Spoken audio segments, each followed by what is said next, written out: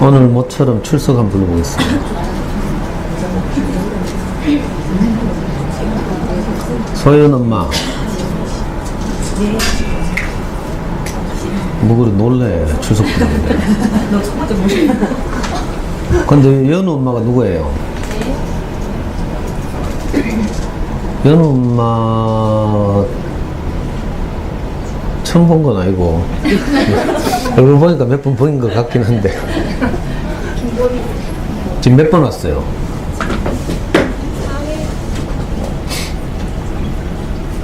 대화명이 뭔데요? 김보민? 어? 지원이네. 네. 여기지?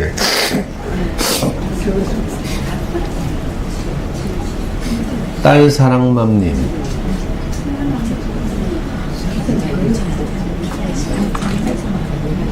안 왔지? 이 아줌마 한 번도 안 왔지? 지우자.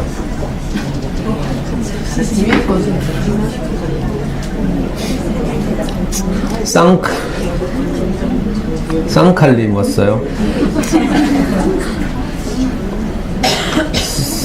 셀리님, 서영맘님. 뭐라고? 아란초님. 이거 댓글 다는 거 공짜니까 막 단다. 이게 지은이 엄마. 김보민님. 맞지? 실명이에요, 실명. 엄마 이름? NMK07짱님. 어딨어?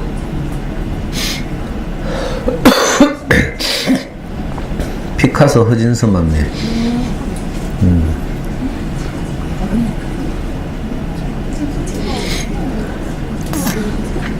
시범맘님. 글쎄요. 애기가 4학년, 1학년? 네. 행복 더하기님. 네. 아니, 그래. 갑자기 용천초 엄마들이 많아졌다.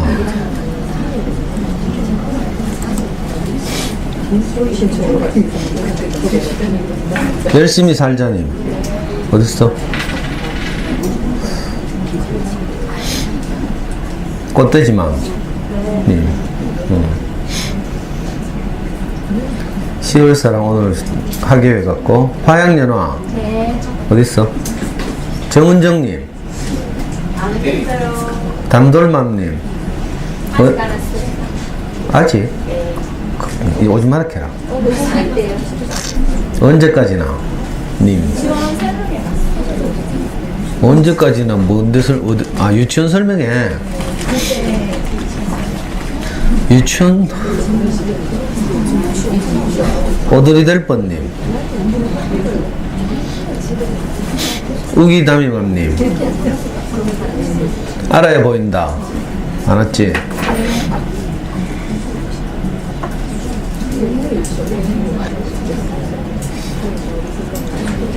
두두네님.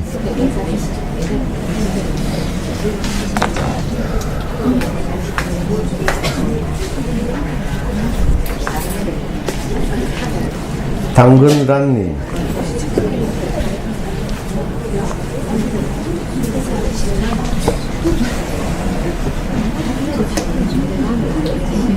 미나25. 소희님, 김소희씨. 네. 왜 따로 앉아있어, 오늘? 오늘 제가 도와드릴게요. 어? 같이 하면 미소지움. 없어? 아씨, 좀 대답도 와도 안 하지. 꿈꾸는 가인님. 미소지음님 몰라? 이거 누가 같이 왔지? 나영이 엄마. 근데 몰라? 같은 반이라고? 평소에는 아는 척 안 하고? 해피걸 이제 들어왔고, 크리스탈 왔고, 아가소영 안 왔고, 비령 안 왔고, 나뭇잎님. 어딨어? 행심리 안 왔고. 뭐라고?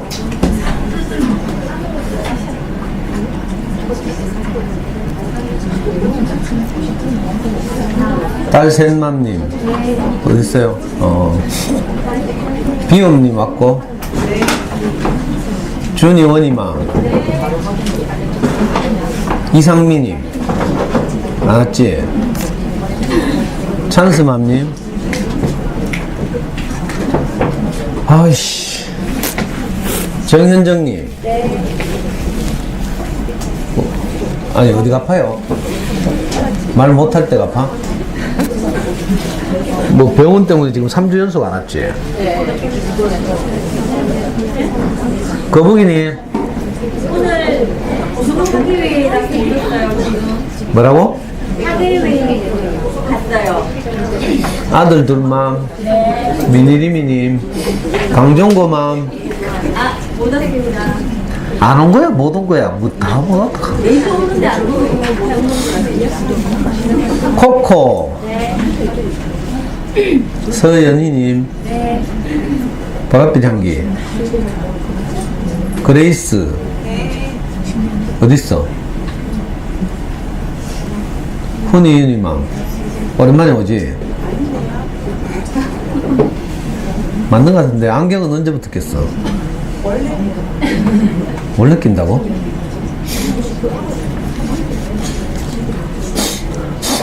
원스맘님. 어? 행복은 여기에는 태기 엄마. 지혜돌이 안 왔지? 오스맘님 안 왔고. 손트인맘. 꿀송이 아직 안 왔어요. 아유 씨. 내가 출석 안 부르신 분 방금 이름 안 말한. 제일 끝에 나갔어요, 방금. 하는 방법을 몰랐어요. 아니 다른 방법을 모른다고? 네, 하이브에서만 했는데, 연연센터. 그 뒤에는 누구 따라왔어요? 제가 다 같은 반이야 다? 작년에도 갔고, 네. 3학년? 네. 또 처음 오신 분?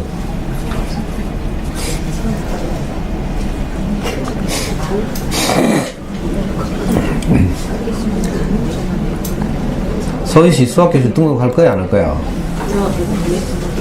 선생님, 오리쌤한테 오늘 등록했어요. 자, 혹시 이 수학 스터디 모임에 뒤늦게라도 함께하고 참여하고 싶은 분은 모기님한테 등록하고 다음 주에 오시면 됩니다. 10명 지금 모집했는데 15명 지금 오셨거든요. 그래서 더 오시면 한 5명 안으로 더 오시면 분반을 해서 화요일 날 하고 목요일 또는 화요일과 수요일로 분반을 할 생각이거든요. 수업 한번 하긴 했는데 뭐 별거 없으니까. 아니 엄마들 돈 내는 걸 좋아하더라고. 내가 가만히 보니까 돈 내나 안 내나 내용은 똑같잖아요. 근데 이 돈 내는 수업을 좋아하더라. 그러고 돈 내면 안 빠지고.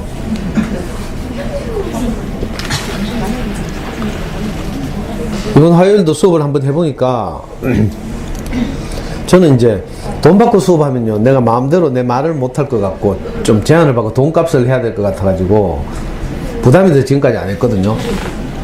근데 작년에 처음으로 잠순의 영어공부법을 가지고 그때 두 반 했죠.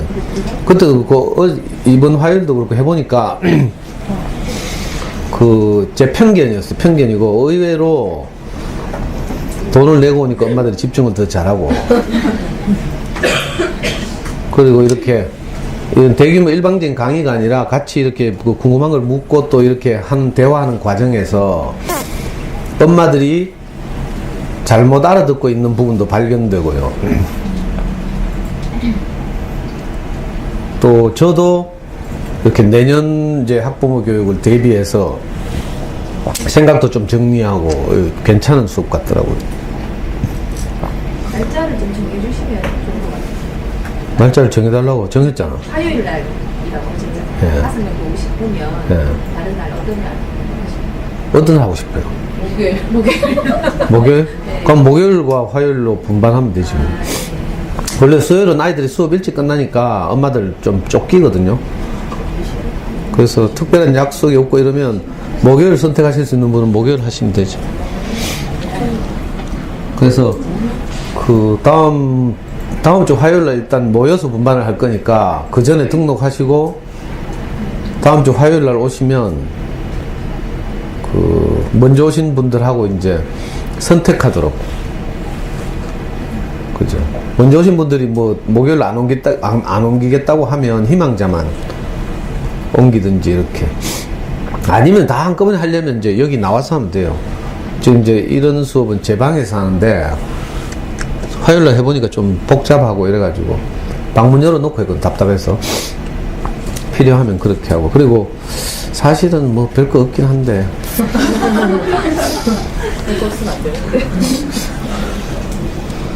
그러니까 내가 돈을 냈으니까 네가 별걸 내한테 줘야 된다 이렇게 생각하시는 분은 오지 말고 혹시라도 뭐가 있겠지 싶은 분만.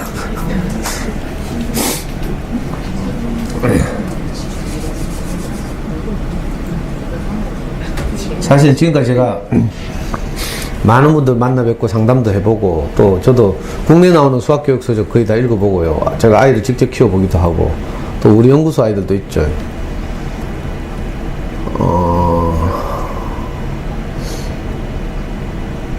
뭐 제가 이런 말 해서 될지 모르겠는데 그 진짜 자기 아이 키우는 마음으로 수학 공부에 대해서 한번 고민해보고 그걸 이렇게 우리한테 알려주는 사람이 잘 없어요. 저도 아이 키우면서 너무 답답해가지고 그 잠수내에서 수많은 글들을 읽고 했잖아요. 근데 다 각자 입장에서 주장하는 거죠. 제가 잠수내 활동 열심히 할 때 그때는 진짜로 잠수내 안에 이제 수학 게시판에 이제 영향력 있는 필자들 몇 명 있었는데 그 어떤 분은 이제 카이스트 나와가지고 그 강남에서 고등학생들을 과외하는 이런 분이었어요. 이분은 자기가 맡은 아이들이 이제 수학에 어려워하는 고등학생들을 대상으로 이렇게 수업을 계속하고 이러니까 이분의 주장은 뭔가 하면요. 수학 공부 때문에 어려워하는 아이들은 무조건 돌려야 된다 이런 생각을 가지고 있어요. 당장 수능 때 성적을 내야 하니까 이 사람의 입장은 그러니까 그분의 주장 늘 센이 아니구나 삼천제구나 삼천제. 그 요즘 엄마들 잘 모를지 모르는데 그 문제집을 여러 그 이제 문제집을 사용하는 목적에 따라서 문제집을 여러 종류로 나눠요. 그 중에 이제 유형 학습을 목표로 하는 문제집이 있거든요. 이거 뭐 엄마들 세계에서는 드릴 학습지라고 하지. 드릴 문제 양을 많게 해서 무조건 연습을 많이 시키는. 그 중에 대표적인 것이 삼천제, 중딩이 오면 센 이런 거죠. 이런 것들을 아무리 해봐야 생각하는 힘을 키워주지 못하거든요. 제가 학교 강의 때 가서 가끔 말씀드리지만 문제를 푸는 건요 있는 실력을 확인하는 것이지 실력을 향상시키는 도구가 아니에요. 근데 우리 어린 엄마들도 대부분 보면 뭐 학습지 하고 있으면 그게 수학 공부하고 있는 줄 알아. 답답해 죽겠어요. 학습지를 하는 것하고 수학 공부하는 건 좀 다른 문제예요. 다른 문제. 그러니까 수학 공부에 대한 개념도 아직 안 잡혀있죠. 많은 엄마들이. 그래서 답답해서 제가 옛날부터 이걸 뭐 그러니까 돈 내기 싫은 분은요 지금이라도 유튜브 올라가면요 유튜브에 가면 제가 한 5년 전인가 어린이 서점에서 한 수학 공부법 강의 한 학기 동안 계속 한 게 있어요. 있죠. 마이크 상태가 별로 안 좋고 이래서 그렇지. 그러니까 그거 들으셔도 되고요. 물론 이제 여기 오시면 요즘 우리가 연구소에서 아이들하고 다양한 아이들 있잖아요. 수학을 잘하는 아이부터 굉장히 어려워하는 아이까지 있고 그 아이들하고 직접 이렇게 제 아이 이야기만 하니까 엄마들이 어떤 말을 하는가 하면 너가는 똑똑해서 그렇잖아 뭐. 그러니까 그게 우리 애한테도 적용되나 이런 식으로 자꾸 말귀를 못 알아듣으니까 오만 트집을 다 잡아. 이거 뭐 아니 똑똑하고 뭐 수학적으로 좀 어려워하고 이런 문제가 아닌데도 자꾸 그걸 가지고 피해 나가려고 해요. 그래서 이제 우리 연구소에서 이제 수학을 어려워하는 아이들, 우리 아이 말고 하고 구체적으로 작업해보고, 그죠? 또 개념을 이렇게 그 잡도록 훈련시켜보고, 또 개념 노트도 만들어보고, 이런 것들을 직접 이제 엄마들이 같이 보고 공유하기도 하고요. 그리고 또 개별적으로 아이들에 대해서 묻기도 하고 뭐 이런 수업을 하는 거거든요. 그리고 흥분하지 말자. 가능하면 사실 이런 수업도 그냥 이 강의처럼 그냥 무료로 평소에 하고 싶은데, 제가 현실적으로 좀 지금 어려워졌죠. 학부모 영양강화 연수를 다니니까 4, 5, 6, 9, 10 이 5달은 그런 걸 못하게 돼 있고요. 거의 매일 수업을 나가요. 제가 이제 가장 소중하게 생각하는 이 강의, 연구소에서 하는 이 금요일 강의는 내가 고수해야 하고, 또 월요일 오전에는 저하고 엄마들하고 성경 공부하죠. 그 수업도 제가 양보할 수 없으니까 나머지 시간은 이제 학부모 영양강화 연수를 다니는 거예요.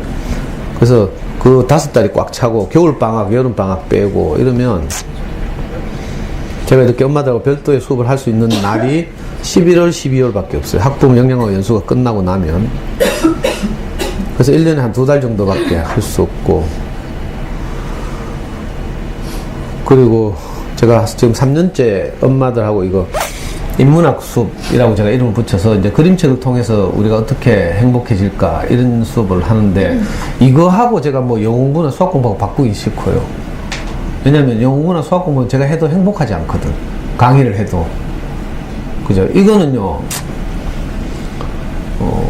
말하고 나면 제가 행복해요. 여러분들이 뭐 받아들이는지 말든지 그건 두 번째 문제고, 저부터 제가 하고 싶은 말을 하게 되니까.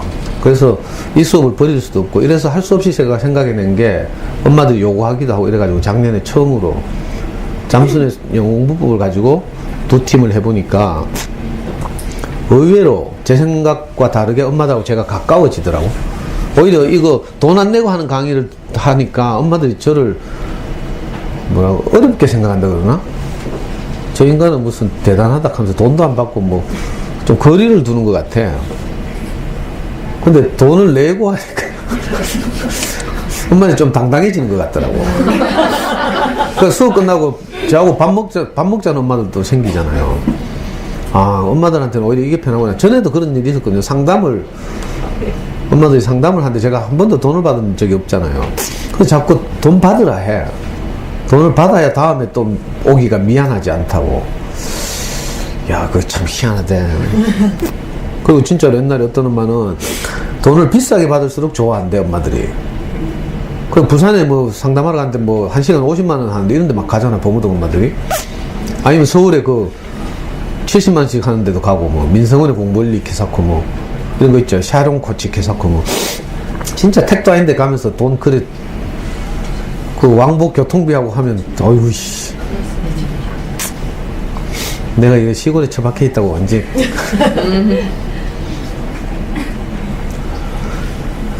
내가 참, 내 입으로 내 잘난 척도 할 수 없고 참 미치겠네.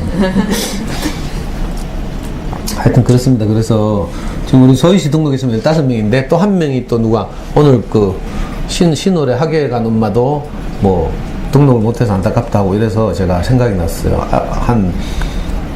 뭐 희망하시는 분 한 5분 정도는 더 오시면 분반을 하겠다.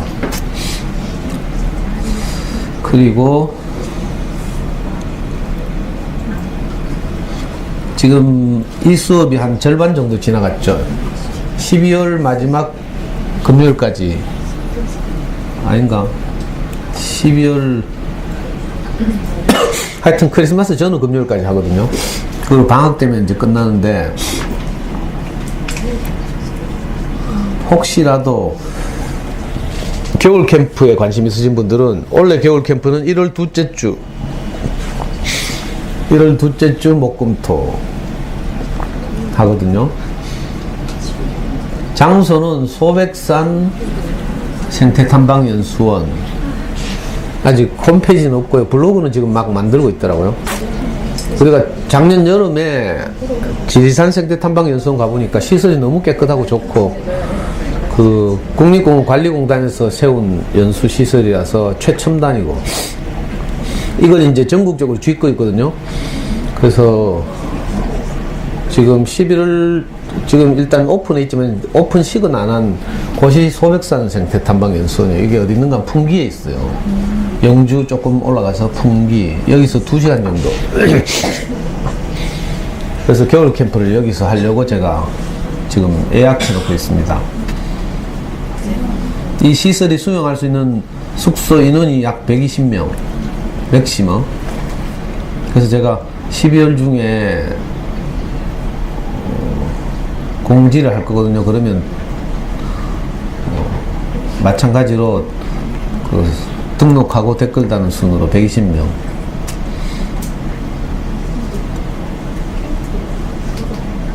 여름에 해보니까 엄청나게 신청은 많이 했는데 170, 80명이 신청했는데 중간에 취소하고 환불받아가고 막 이지랄 아이고 이래가지고 나중에 직접 간 건 130명. 우리 코코님 진짜 고생했어요. 돈 냈다가 환불하고 돈 냈다가 환불하고 막. 우리 연구소 제도가 너무 좋아가지고 저는 엄마들하고 절대로 엄마들 기분 나쁘게 안 하려고요. 무조건 환불해도 하면 다 해줘요. 애 보냈다가도 환불해 달라고 하면 뭐 수업 일수 계산하고 일하더라 엄마들 학원 보내듯이. 그래가지고 뭐 3분의 1 환불해 달라고 하면 우린 전액 환불해주고 이래요. 좋은 제도죠. 하여튼 얼굴 붓기가 찌랄하는 거 보기 싫어가지고 뭐 그런 분 지금까지 한 분도 없었어요. 근데 다행이야. 한 분 있었지 차마 말은 못하겠네.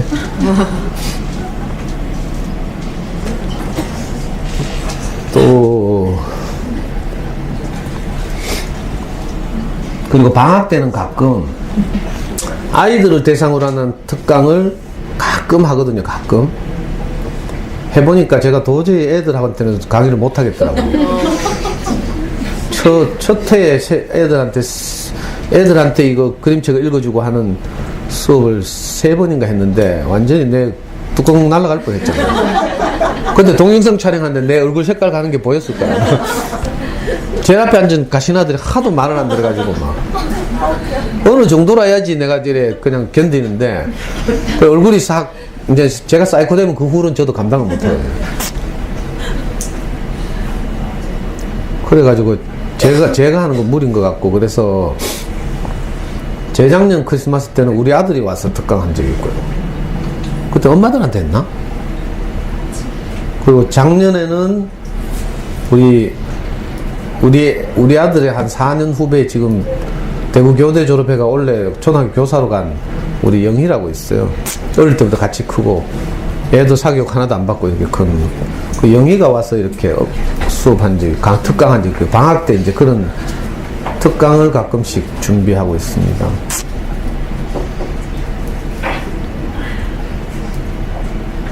그러니까 항상 우리 카페 게시판을 주목해야 돼요.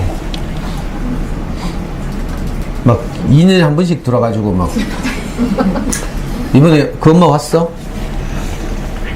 2년에 한 번 와가지고 수학교실 신청한 엄마 가입한 거 보니까 1년이 넘었더라고. 근데 우리 카페 들어온 횟수 보니까 2회래 2회. 그 2회째가 가입한 날 말고 이번에 수학교실 신청하러. 어떻게 귀신 같대.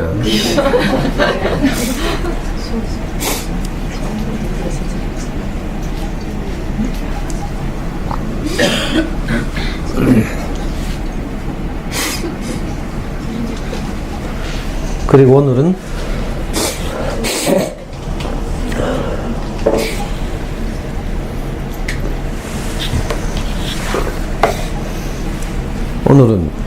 제가 선택한 그림책이 너는 특별하단다 2예요. 2. 지난번엔 너는 특별하단다 이 강의를 듣고 엄마들이 좋아하는 분들이 의외로 많고요. 저는 뭐 맨날 했던 이야기인데 이때까지 뭐하고 이번 갑자기 좋아하는지 몰라. 그래서 이제 처음으로 이제 이게 너는 특별하단다 2, 3까지 있어요. 그래서 이제 처음으로 2를 가지고 한번 수업을 해보려고.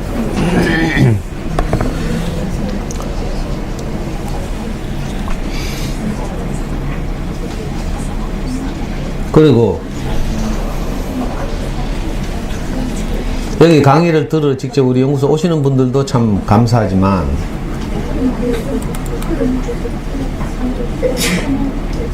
아이 시끄러워. 어제도 보니까 유튜브에서 우리 강의를 들은 분들이 의외로 숨어 있다가 있잖아요. 제가 전혀 모르는데 정말 저에 대해서 많이 알고 같이 호흡하고 이런 드러나지 않는 분들이 많이 있어요.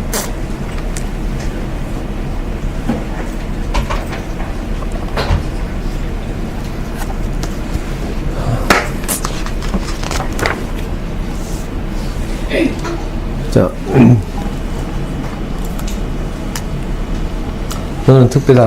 너는 특별하단다 2. 맥스 루케이드라는 미국의 목사가 쓴 책이라고 했죠.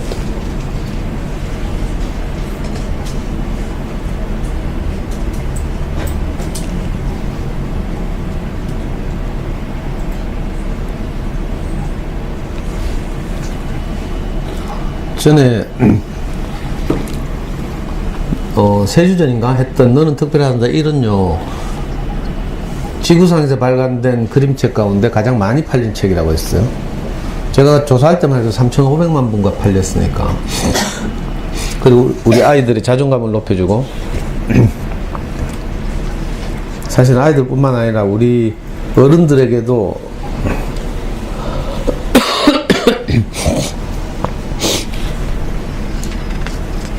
특별히 저에게도 이제 자존감을 높이는 그런 좋은 그림책이었죠.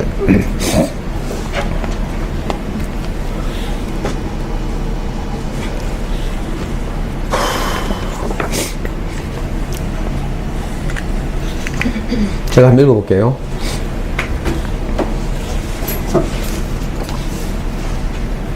표지를 넘기면 네가 가진 것 때문이 아니라 넌 너이기 때문에 행복할 수 있단다. 이렇게 써있어요. 저는 지금까지 2, 3 가지고 수업을 안 한 이유가 있어요. 왜냐하면 너무 교훈이 노골적이라. 직접적으로 좀 문학작품 같으면 좀 은유적이고 뭐 이래야 좀 품위가 있잖아요. 이건 목사님이라서 그런지 너무 좀, 그리고 기독교적 세계관, 이 휴머니즘 이런 게 너무 노골적으로 드러나 있어서 제가 재미가 별로 없어가지고 안 했는데, 지난번 원 강의를 듣고 엄마들이 너무 좋아해가지고 한번 제 생각을 바꿔서 한번 시도해 보려고.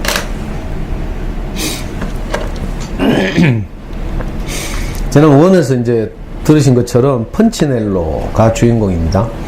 펀치넬로는 나무죠, 나무. 나무로 만든 사람 중의 한 꼬마예요. 그리고 이 나무 사람들의 세계에서 사는 나무 사람들을 만든 사람이 목수 엘리죠. 그리고 이 나무 사람들을 웬믹이라고 불렀어요. 제가 읽어보겠습니다. 펀치넬로는 웬믹들이 모여 사는 웬믹 마을에 살았어. 다른 웬믹들처럼 목수 아저씨 엘리가 만든 나무 사람이었고, 다른 웬믹들처럼 때때로 어리석은 행동도 했지. 바로 상자와 공을 사모았을 때처럼 말이야. 모두 정신이 나간 것처럼 보였던 그 소동은 터크라는 웬믹이 상자 하나를 사면서 시작되었어. 물론 상자야 다른 웬믹들도 갖고 있었지만 터크의 상자는 새 것이었거든. 터크는 새 상자가 너무 마음에 들었어. 자기 것이 마을에서 최고라고 생각했지. 그는 상자의 밝고 예쁜 색깔을 뽐내고 싶었어. 너무나 심하게 뽐내고 싶었지.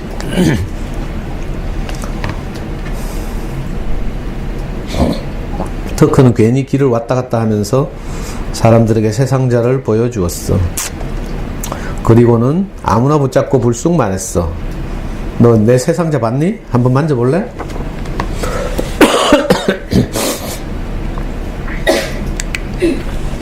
터크는 펀치넬로에게도 우쭐대며 다가와 너도 이런 새 상자 갖고 싶지? 그치? 하고 약 올리듯이 말했어. 펀치넬로는 그 상자가 아름다워 보였고 자기도 하나 있으면 좋겠다고 생각했어. 터크는 계속 상자를 뽐내며 돌아다녔어. 자기는 새 상자를 갖고 있기 때문에 그 어떤 웬믹보다도 훌륭하다고 생각하면서 이 꼭 어떤 옆에 내가 면풍백 새로 사가지고 그런 느낌이 자꾸 들어. 하지만 닙은 그것을 인정할 수 없었어. 내 것도 터크건만큼 좋아. 닙은 지나가는 웬믹들에게 자기 상자를 보여주며 말했어. 닙의 상자는 새 것은 아니지만 좀 더 크고 색깔이 밝았어. 터크의 상자보다 말이야. 터크는 아무 말 못하고 닙을 노려보기만 했어. 그리고 뭔가를 생각해냈지. 터크는 가게로 달려가 공을 한 개 샀어. 이제 닙보다 더 많이 갖게 된 셈이야. 상자에다가 공을 하나 더 가졌으니까 닙은 터크의 공을 보고 이맛살을 찌푸렸어. 하지만 곧 괜찮아졌지. 공을 2개 샀거든. 닙은 얼굴에 미소를 짓고 2개의 공과 상자를 든 채 터크에게 다가가 뽐내며 말했어. 이제 내가 너보다 더 많아.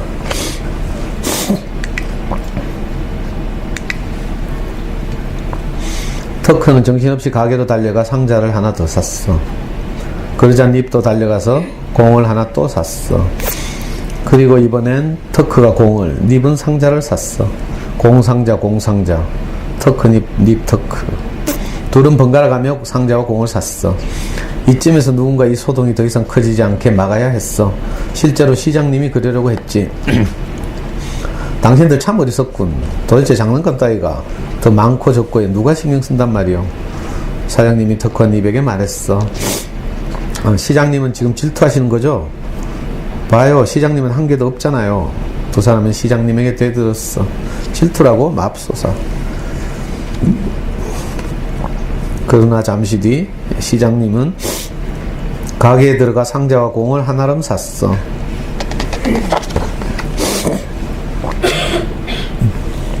이제 다른 웬믹들도 경쟁에 끼어들기 시작했어. 정육점 아줌마, 빵집 아저씨, 가구점 총각, 그리고 동네 서학가와 시내 치과 의사들까지. 오래지 않아 거의 모든 웬믹들이 상자와 공을 가장 많이 모은 웬믹이 되고 싶어 했어. 큰 상자, 밝은 상자, 무거운 공, 가벼운 공. 키가 작은 사람들도 큰 사람들과 또 상자와 공을 들고 다녔어. 모두가 들고 다녔지. 그리고 똑같이 생각했어. 많이 가지면 훌륭한 웬믹이고 적게 가지면 하찮은 웬믹이다. 자기 키보다 더 높이 상자와 공을 안고 가는 웬믹을 보면 저기 훌륭한 웬믹이 지나간다 라고 말했지. 그러나 공과 상자를 달랑 하나씩 들고 가는 웬믹을 보면 고개를 저으며 혀를 찼어. 그리고 중얼거렸지. 쯧쯧, 하찮고 별 볼 일 없는 웬믹이로군. 물론 펀치넬로는 하찮은 웬믹이 되고 싶지 않았어. 그래서 상자와 공을 될 수 있는 대로 많이 모으기로 마음먹었지. 펀치넬로는 우선 옷장 속에서 조그만 공 하나를 찾아냈어. 그리고는 주머니를 톡톡 털어 작은 상자 1개를 살 만큼의 돈을 모았어. 상자와 공을 더 사려면 내 책을 팔아야겠다. 펀치넬로는 심각한 표정으로 중얼거렸어.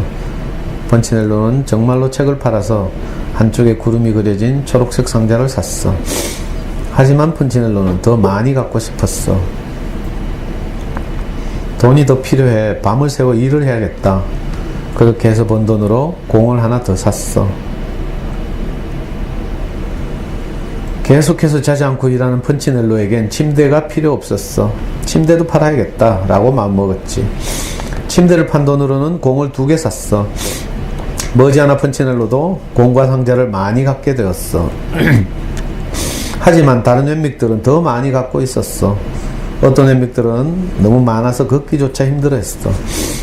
그들은 상자와 공이 많아서 너무너무 불편해 하고 투덜댔지만 실제로는 자랑하는 거였어. 펀치넬로도 그런 웬믹들처럼 되고 싶었어. 그래서 더 많은 물건을 팔아치웠고 더 오래 일했어.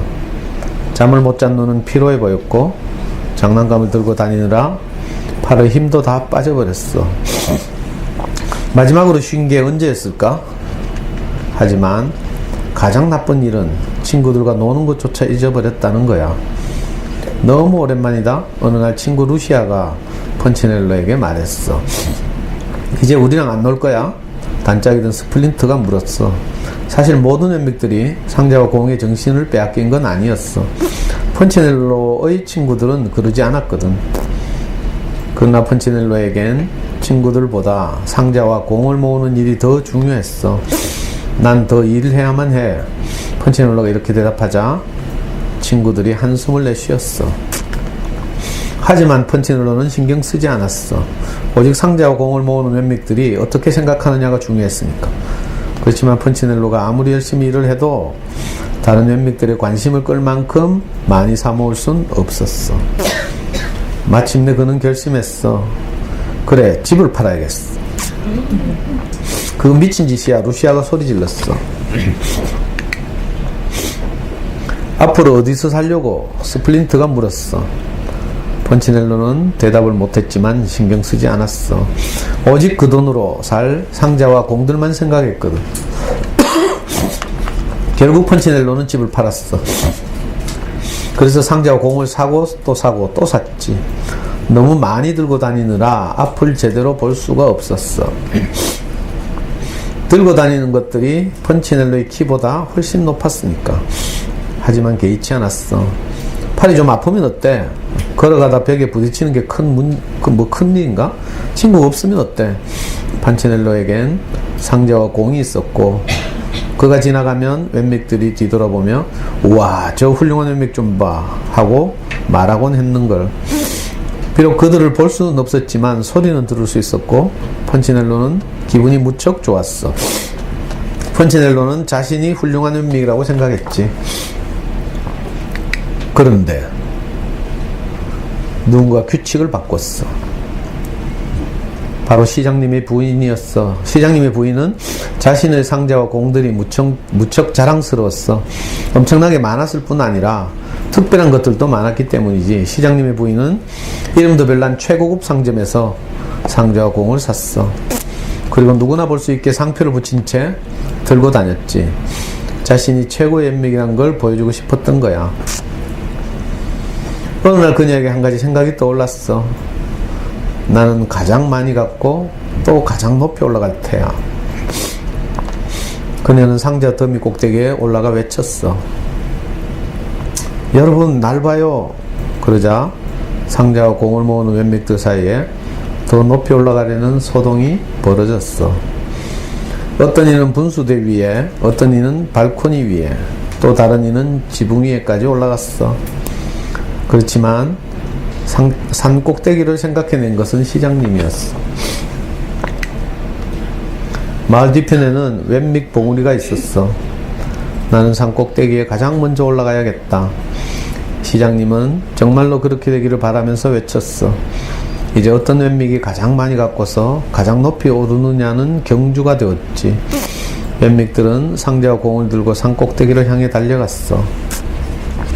그것은 참으로 어리석고 한심한 경주였어. 그들 나무 사람들은 앞이 안 보였기 때문에 서로 마구 부딪혔어. 지쳐 쓰러지기도 했고 길이 좁아 산 아래로 굴러떨어지기도 했지. 하지만 그들은 계속해서 올라갔어. 펀치넬로도 맨 위에서 그들을 쫓아갔어. 그는 유난히 힘들게 올라갔어. 훌륭한 웬믹이 된 지 얼마 되지 않았기 때문에 상자와 공을 많이 들고 다니는 게 아직 익숙하지 않았거든. 하지만 마음을 굳게 먹고 작은 나무 다리를 한 발 한 발 힘겹게 앞으로 내딛었어. 그런데 앞을 볼 수 없었기 때문에 대열에서 점점 멀어지는 것을 몰랐어. 문득 주위를 살펴보니 아무도 없었어. 그래, 내가 가장 앞선 거야. 펀치넬로는 그렇게 생각했어. 그리고 계속 오르고 올랐지. 이제 곧 정상에 다다를 거야. 난 정말로 대단한 웬믹이야. 가장 많이 갖고 게다가 가장 높이 오르고 있어. 그때 펀치넬로의 발끝에 뭔가가 걸렸어. 넘어지지 않으려고 애썼지만 들고 있던 장난감이 흔들렸어. 펀치넬로도 따라서 기우뚱거렸지. 어떻게든 버텨보려고 했지만 넘어지고 말았어. 그런데 펀치넬로는 자신이 목수 아저씨 엘리의 집 쪽으로 가고 있다는 걸 전혀 몰랐어. 아저씨 작업장 현관 문턱에 걸려 넘어졌다는 것도 몰랐지. 그것이 어딘지 깨달았을 때 펀치넬로는 몹시 부끄러웠어. 오랫동안 그는 엎어져 있었고 주위에 논통, 상자와 공이 흩어져 있었어. 공 하나가 마룻바닥을 떼굴떼굴 굴러가다가 엘리 아저씨 작업대 앞에 멈춰섰어. 그 순간 아저씨가 몸을 뒤로 돌렸어. 펀치넬로. 엘리 아저씨의 목소리는 깊고 고요하고 부드러웠어. 펀치넬로는 꼼짝도 하지 않고 가만히 있었어. 그는 자신의 나무 얼굴이 홍당무처럼 빨개지는 걸 느꼈어. 짐이 굉장히 무거웠나 보구나. 지친 펀치넬로는 무릎을 끌어올리며 고개를 숙인 채 몸을 일으켰어. 제 상자와 공들이에요. 펀치넬로가 작은 목소리로 말했어. 상자와 공을 갖고 놀 거니? 엘리 아저씨가 물었어. 펀치넬로는 고개를 저었어. 그럼 상자와 공이 좋은 게냐? 상자와 공을 많이 갖고 있을 때 드는 느낌이 좋아요. 어떤 느낌인데? 중요한 웬믹이 된 느낌이요. 펀치넬로는 여전히 작은 목소리로 대답했어. 그런데 엘리 아저씨도 마을의 소동을 알고 있었어. 그렇다면 너도 다른 웬믹들과 똑같이 생각했구나. 그러니까 많이 가지면 가질수록 더 훌륭해지고 더 행복해진다고. 네, 그런 것 같아요. 이리 오렴 펀치넬로. 네게 보여줄 게 있단다. 펀치넬로는 머리를 들고 비로소 엘리 아저씨를 쳐다봤어. 나무 사람을 만든 목수 아저씨는 전혀 화난 표정이 아니었고, 그래서 펀치넬로는 한결 마음이 놓였어. 펀치넬로는 아저씨를 따라 창문 너머로 밖을 바라보았어. 저들을 보렴, 엘리 아저씨가 말했어. 펀치넬로는 산을 오르느라 여전히 법석을 떨고 있는 웬믹들을 보았어. 그들은 넘어지고 자빠지고 다투고 심지어 앞서가기 위해 팔꿈치로 서로를 치기까지 했어. 저들이 행복해 보이니? 아저씨가 물었어. 펀치넬로는 고개를 저었어. 저들이 대단한 웬맥처럼 보이니? 아니요. 펀치넬로는 시장님과 부인을 발견했어. 시장님은 바닥에 엎어져 있었고 부인이 시장님의 등을 밟고 서 있었어. 그녀는 상자를 머리에 이고 있었고 시장님은 공 하나를 입에 물고 있었어. 내가 저렇게 행동하라고 나무 사람을 만들었다고 생각하니? 엘리 아저씨가 물었어. 아니요. 펀치넬로는 커다란 손이 자신의 어깨 위에 올려지는 것을 느꼈어. 네가 상자와 공을 얻기 위해 무엇을 대가로 치렀는지 아니? 제 책과 침대, 제 돈과 제 집이요. 어린 친구야, 넌 그보다 훨씬 많은 대가를 치렀단다. 펀치넬로는 아저씨가 말을 하는 동안 무엇을 더 팔았는지 생각했어. 너는 네 행복을 대가로 치른 거란다. 생각해보렴. 넌 그동안 전혀 행복하지 않았어. 그렇지 않니? 펀치넬로는 잠시 머뭇거리다가 대답했어. 네. 또 넌 친구들과의 우정도 잃었어. 무엇보다도 믿음을 잃었지. 넌 내가 너를 행복하게 살게끔 만들었다는 것을 믿지 못했어. 대신 넌 상자와 공을 믿었을 뿐이란다. 펀치넬로는 흩어져 있는 장난감들을 쳐다봤어. 갑자기 그것들이 가치가 없는 하찮은 것들로 보였어. 저는 말썽만 피우는 것 같아요. 괜찮단다. 넌 여전히 특별하단다.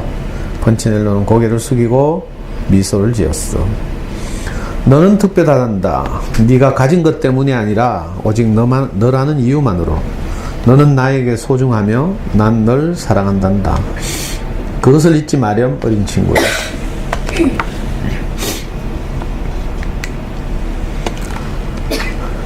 잊지 않을게요.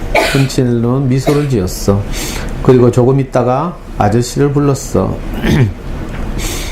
엘리 아저씨, 왜? 이 상자와 공들을 어떻게 할까요?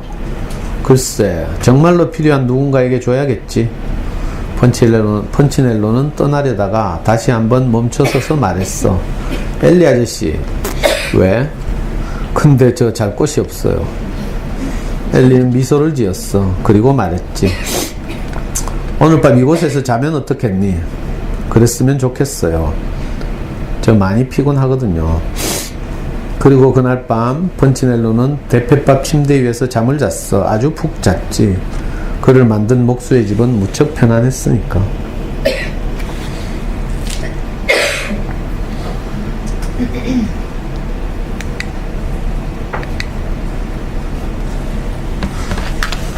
다 읽었어요.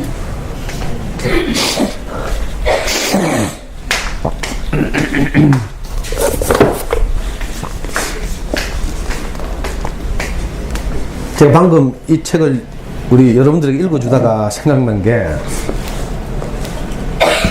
오히려 이게 이렇게 자세하게 노골적으로 쓴 책이 우리 아이들 읽어주긴 좋겠다 이런 생각이 드네. 아이들은 뭐 은유, 풍자, 뭐 깊은 뜻 이런 거 잘 모르니까 오히려 원보다 좀 더 나을 수도 있겠다는 생각이 들고요. 뭐 내용은 뭐 특별히 제가 부연하지 않아도 여러분들 다 이해하겠죠. 원이 그 서로가 서로에게 옳고 그름을 가지고 금빛 별표와 잿빛 점표를 계속 붙이면서 서로 판단하고 이러는 거였죠. 물론 그것이 연장선상에서 투가 쓰여졌지만 이번에는 이제 소유를 가지고 인생이 과연 행복하고 만족한가 하는 문제를 직접적으로 다루고 있어요. 그래서 제가 책을 한 권 소개하려고. 뭐 엄마들 이거 비싸서 사겠나마는. 세상 모든 행복이라는 책인데요. 제가 여러 번 말씀드렸는데 그 심리학의 최근 트렌드 중에 하나가 긍정심리학이라고 말씀드렸죠. 그 긍정심리학을 연구하는 세계적인 학자들이 있어요. 그리고 긍정심리학자들은 대부분 행복에 대해서 연구하죠. 그 어떤 그 외국의 유명한 재단에서 그래서 세계 행복을 연구하는 100대 행복학자들에게 프로젝트를 시행했어요. 이 각국의 이제 행복을 연구하는 각국의 세계적인 그 학자들에게 당신이 생각하는 행복을 아주 짧게 정리해서 우리 재단으로 이메일로 보내라 이렇게. 그 중에는 우리 한국의 최인철 교수도 들어있어요. 최인철 교수 이야기는 여러 번 했어요. 서울대학교 심리학과에 근무하고 있고 그 서울대 심리학과 부서 행복연구센터 소장으로 있는, 지금은 뭐 그래도 한 50은 넘었겠지. 몇 살인지 모르겠네. 비교적 젊은 학자 중에 한 분인데 이분도 세계 100대 행복학자 중에 한 분으로 뽑혔죠. 그래서 이분의 글을 비롯해서 세계 각국의 행복 연구자들 100명이 행복이란 무엇인가에 대해서 쓴 짧은 원고들을 모아서 이 책을 냈어요. 그래서 책의 제목이 세상 모든 행복.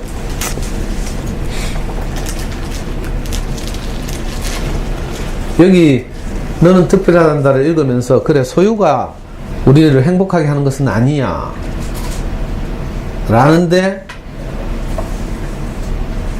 찝찝함 없이 동의를 해야 되는데, 우리 엄마들 보니까 항상 귀신에 쓰여 있다고 했죠. 제가 그래도 귀신, 그래도 그렇지 이왕이면 많아야지 뭐 이런 거 있죠.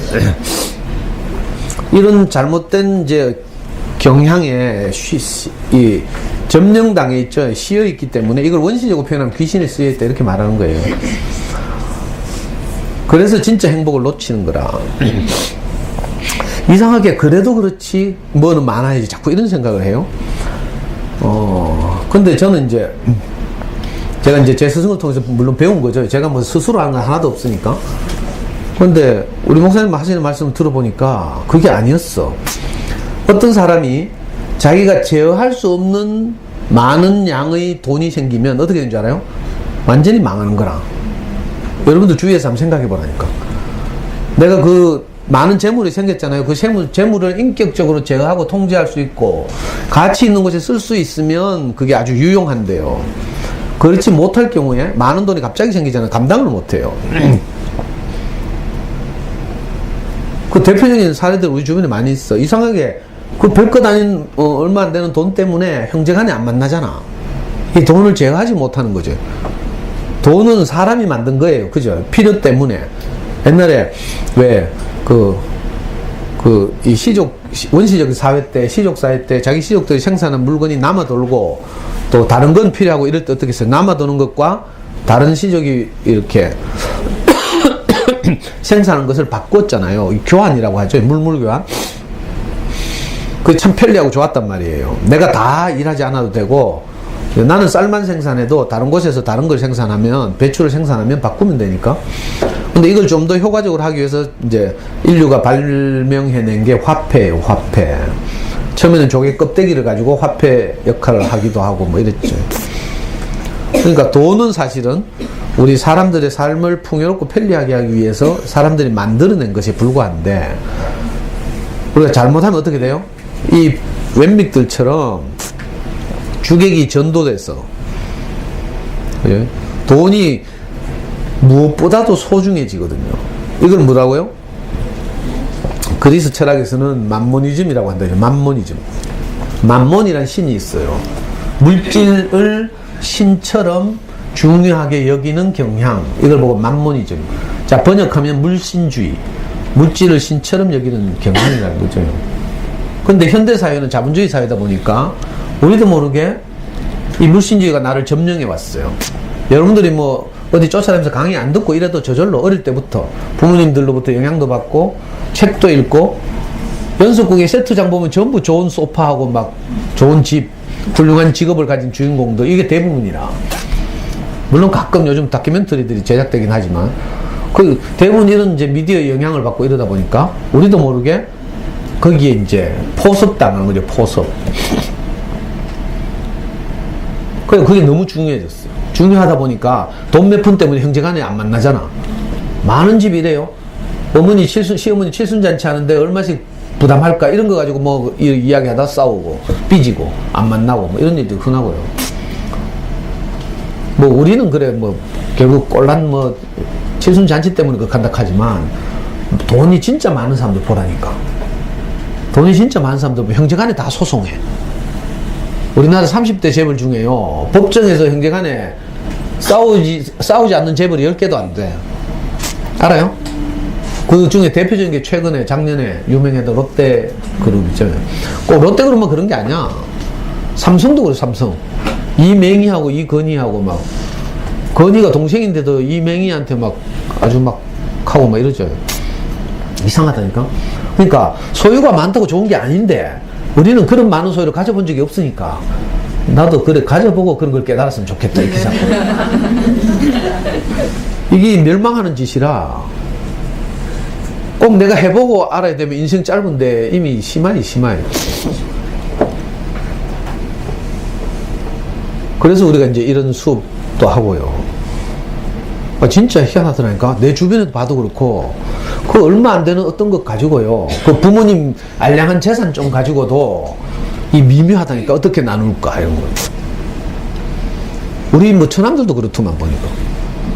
우리 시골에 우리 와이프 집에 뭐 재산 개발 별거 없어요. 시골 그 허름한 집하고 뭐 반 뭐 몇 개 하고 뭐 이랬는데 그걸 나누는 문제도 되게 예민하더라니까. 이게 좀 심해지면 진짜 못 만나는 거죠. 그래서 제가 우리 아빠한테 가잖아요. 처남들한테 가서 뭐 그런 문제로 가끔씩 모여서 회의한대. 그러면 이제 우리 와이프한테 항상 하는 말이, 당신은 의견을 내지 말고 무조건 처남들이 하자는 대로 해라. 왜? 그래야 싸우지 않으니까. 사실 그보다 훨씬 중요한 게 관계죠, 관계. 저는 관계에서 행복이 발생한다는 사실을 내가 배우고 나서 살아보니까 진짜 그렇더라고. 행복은 관계를 통해서 발생하는 것이다. 이걸 꼭 기억해야 돼요. 우리가 그전에 어떻게 생각했어요? 행복은 내 환경이 좀 좋아지면, 형편이 나아지면, 그죠? 처지나 조건이 개선되면 행복이 확보될 거라고 생각했어요. 근데 해보니까 안 그렇죠. 우리말 속담에, 저도 이것도 우리 스승한테 배운 거예요. 저는 아무것도 몰랐어. 바보였어. 말 두면 종 부리고 싶다. 이런 속담이 있대요. 옛날에 뭐 이렇게 그 조선시대라고 칩시다. 뭐 어디 여행을 걸어 다니려고 하니까 다리가 아프잖아요. 집신 신고 다니면 집신도 많이 소모해야 되고.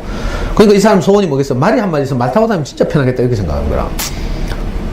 근데 말이 한 마리 딱 생기면 어떻게 돼요? 말 발굽 맞지? 말 발굽 맨날 갈아줘야 되고요. 또 안장 놔야 되고요. 털 벗겨줘야 되고요. 뭐 진드기 잡아줘야 되고요. 할 일이 많아. 먹이 줘요, 먹이. 말 먹이도 때때로 줘야 되죠. 이거 미친다니까. 말 없을 때는 이런 부담이 없었거든. 말이 있으니까 이제. 여러분들 내 집 없을 때는요, 이사도 자주 다닐 수 있고 참 편한데 내 집 딱 생겨봐. 그죠? 뭐 부사져도 내가 관리해야 되고, 그 세조 본 사람도 알 거라. 뭐 조금만 이상한 일 있으면 뭐 세입자한테 전화 드리고 오고 스트레스다니까. 그러니까 말 두면 종 부리고 싶다. 이건요, 해도 만족이 없다 이런 뜻이에요. 종 두면 어떻게 되겠어요? 종 월급 줘야 되잖아. 그죠? 종이 또 태업 같은 거 해봐. 떼워야 되지? 뭐 자영업 하시면서 알바생 고용해 본 사람들 알 거라.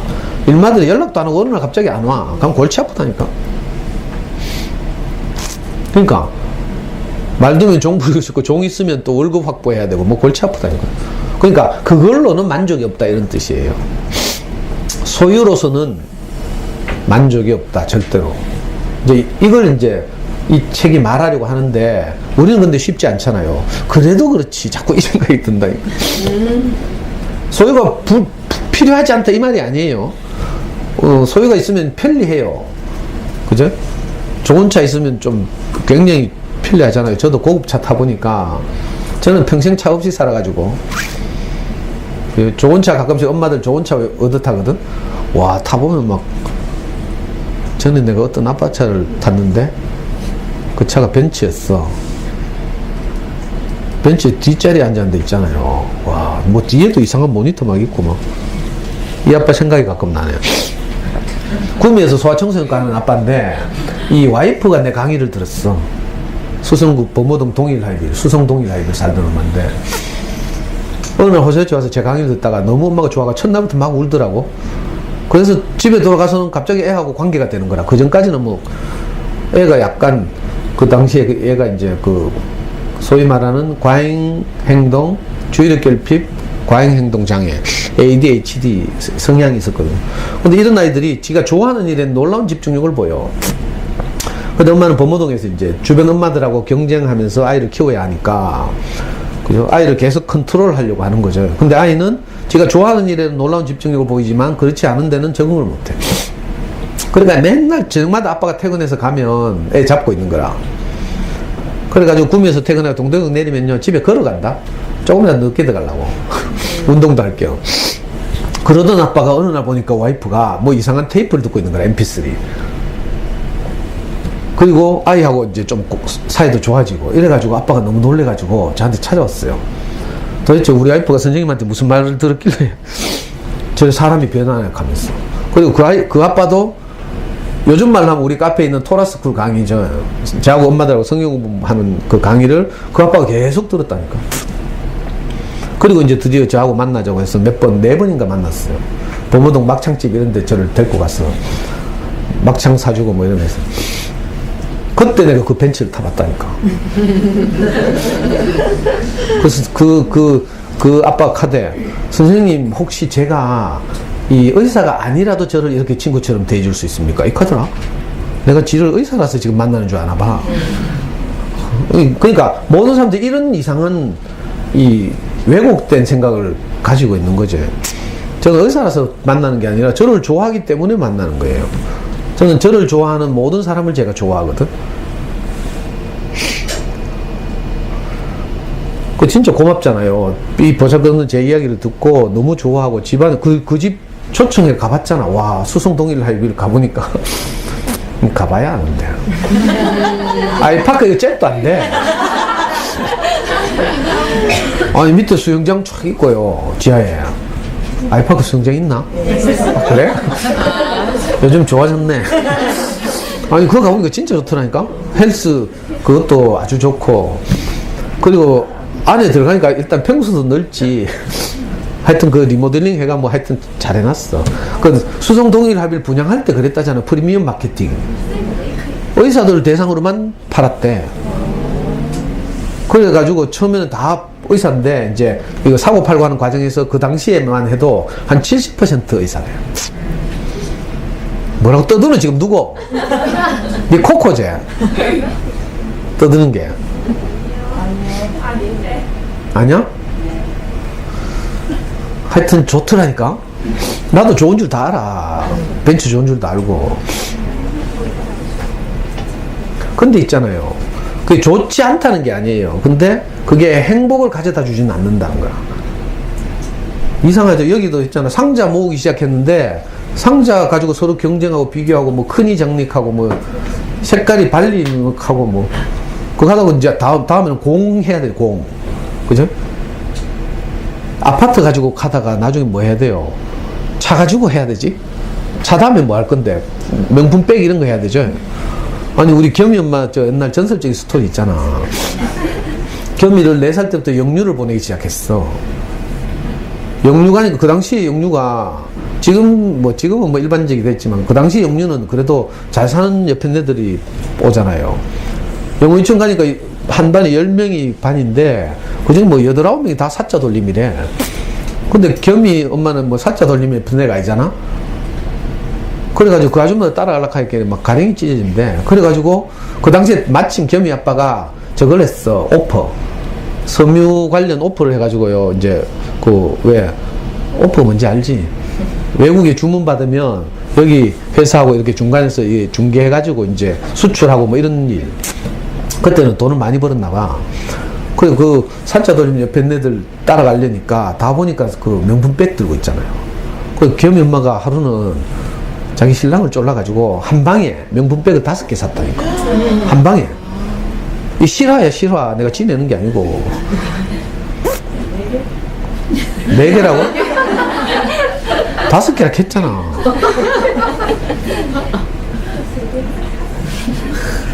그걸 가지고 이제 경쟁하는 거지, 서로. 은근히 막. 우리 형수 있잖아요. 보성은하 사는데 여기서 가깝죠. 보성은하 우리 형이 몇 동이더라? 거기는 좀 평수가 넓어. 우리 형 사는데도 뭐 80 몇 평 카던가 뭐. 하여튼 정확하게 모르지만 평수가 넓어. 숨바꼭질하면 못 찾아. 근데 우리 형수가 거기서 명색이 자기 남편이 그래도 큰 병원의 이사장이잖아요.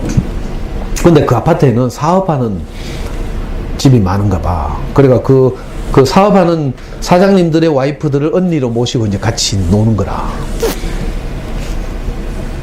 그러니까 우리 형수는 거기 가니까 우리한테 올 때 있잖아요.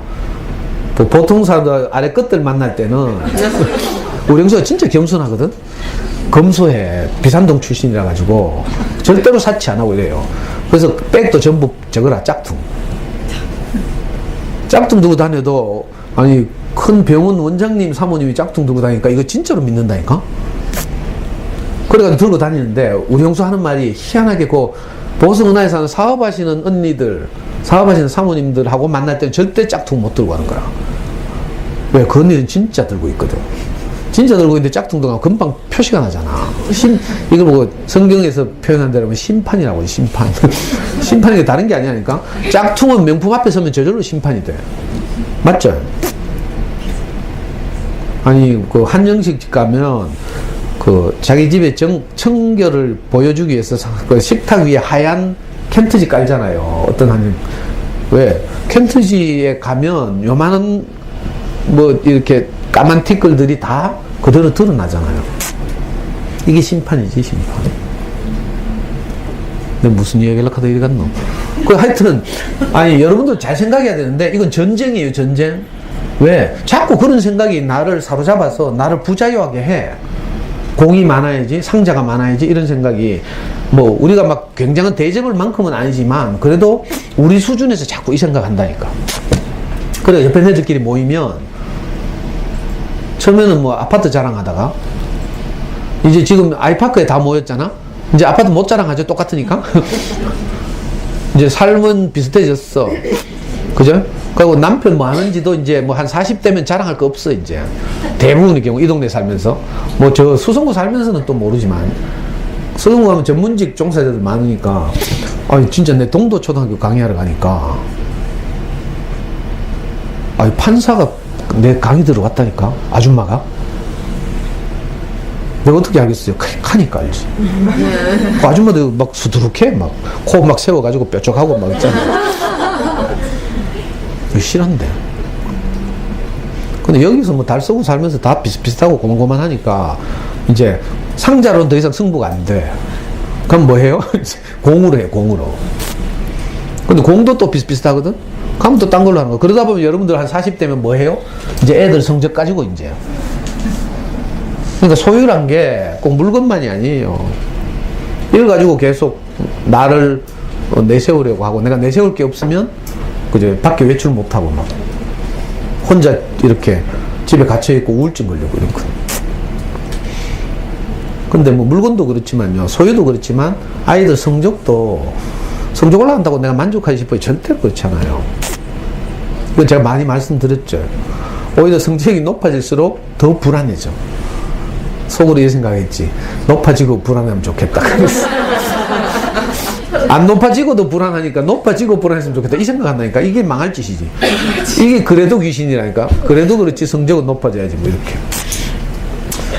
거기에 자꾸 사로잡혀서 불안해지는 거예요. 이 슬픈, 이거 웬믹들이 우리라니까, 우리. 근데, 진짜 소유가 소유가 많은 사람 뭐라고 해요? 시중에서 부자라고 하죠, 부자. 근데 또 이것도 내가 배웠잖아, 우리 스승한테. 진짜 부자는 누군지 알아요? 부자의 정의를 완전히 내 개념을 바꿨어. 전에는 부자 하면 소유가 많은 사람을 부자라고 했거든? 근데 사업하는 사람들 치고요, 돈 안 짜친다는 사람이 잘 없어. 그렇죠? 항상 은행에 빚 있고, 뭐, 그제, 뭐, 이렇다 하고. 참 이상하다니까? 그 진짜 부자는 나눠줄 것이 많은 사람. 그 사람이 진짜 부자인지 돈이 많은지 내한테 나눠줘 보라고 해봐. 나눠줄 것이 많은 사람이 부자라니까. 그런 의미에서 저는 진짜 부자죠. 저는 소유는 별로 없어요. 진짜 하늘이 도와서 지금까지 살고 있어요. 옛날에 제가 젊을 때 잘못 살고 이래가지고 완전히 망하고 뭐 이랬는데요. 저는 20년 동안 돈을 못 벌었다고 했죠. 지금 생각하니까 내가 어떻게 살았나 몰라. 남자들 20년 동안 출근할 데가 없다고 생각해봐요. 살겠어요? 드라마에 나오잖아, 왜. 그러면 그 가족들한테 미안하고 이웃에게도 쪽팔리고 이러니까 어떻게 해요? 맨날 어디 출근하는 척 하면서 나가가지고 뭐지? 시간 때우다 오고 안 되면 어떻게 해요? 홈리스 하고 막. 저도 까딱했으면 홈리스 될 뻔했어요. 지금 생각해 보니까. 진짜 전적으로 저는 뭐 하여튼 제 방식으로 표현하면 이게 하나님 은혜구나 이 생각이 들어요. 어떻게 내가 20년 동안 출근도 못하고 출근도 한도 할 데가 없었거든. 옛날에 위장 취업했을 때 빼고 젊을 때 운동권 할 때 제가 농공의 평화산업이라는 회사에 위장 취업했거든요. 학력 속이고 이래가지고 평화그룹 평화계열사가 대구에서 대표적인 의용 노조로 집에 가벌 계열사들하고 평화 계열사들. 대구는 큰 공장이 없잖아요. 그러니까 가벌 계열사나 평화 계열사 정도 되면 대구에서 큰 공장 축에 들어요. 제가 32살 때인가 31살 때인가 평화산업에 위장 취업했는데 1시간에 1,080원씩 받으면서 그래가지고 하루 8시간씩요 한 달 일하면 28만 원인가? 그때 이제 출근해봤죠.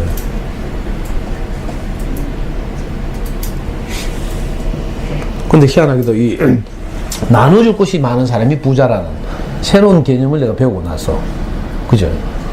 이 소유를 많이 하는 것으로부터 자유로워졌죠.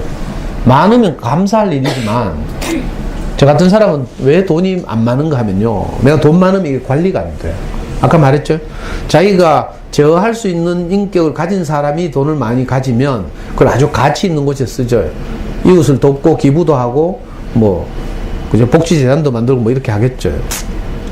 근데 저처럼 그런 위인이 못 되는 사람이 돈을 많이 가지면 어떻게 됐어요? 헛짓하는 거죠, 헛짓. 노름하러 간다든지 뭐. 그러니까 혹시 돈이 많이 없는 분들 이렇게 생각하면 돼요. 내가 관리를 못해서 하나님이 내게 돈을 잘 안 주시는가 보다 이렇게. 이 농담 아니고 진짜라니까요.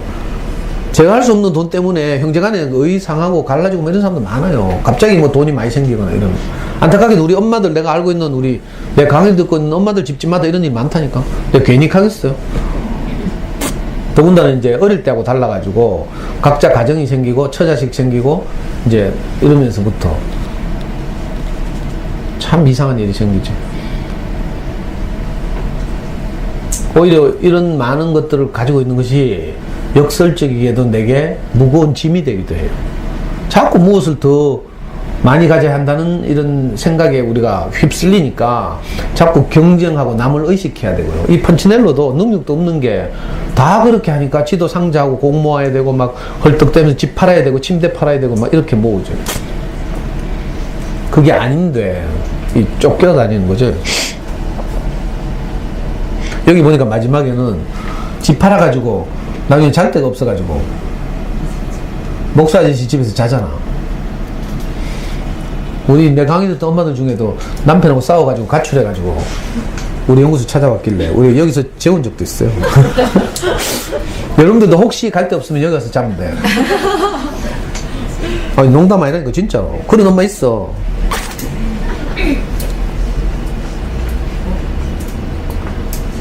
그리고 또 제가 이제 이 놀라운 걸 제가 제 스스로부터 배웠는데, 싸움은 왜 일어나는 줄 알아요? 싸움은 왜 일어나는가 하면 같은 것을 서로 차지하려고 하면 싸움이 나. 무슨 말인지 알아요? 물건이 하나인데 이걸 서로 가지려고 해봐요. 그러면 싸워야 되죠. 전쟁이 필요한 거죠. 남편하고 싸울 때 주로 뭐 때문에 싸워요? 각자 자존심을 지키려고 하다 보면 싸우는 거라. 그 싸움이 커지죠. 근데 상대방이 원하는 걸 내가 원하지 않게 되면 안 싸워.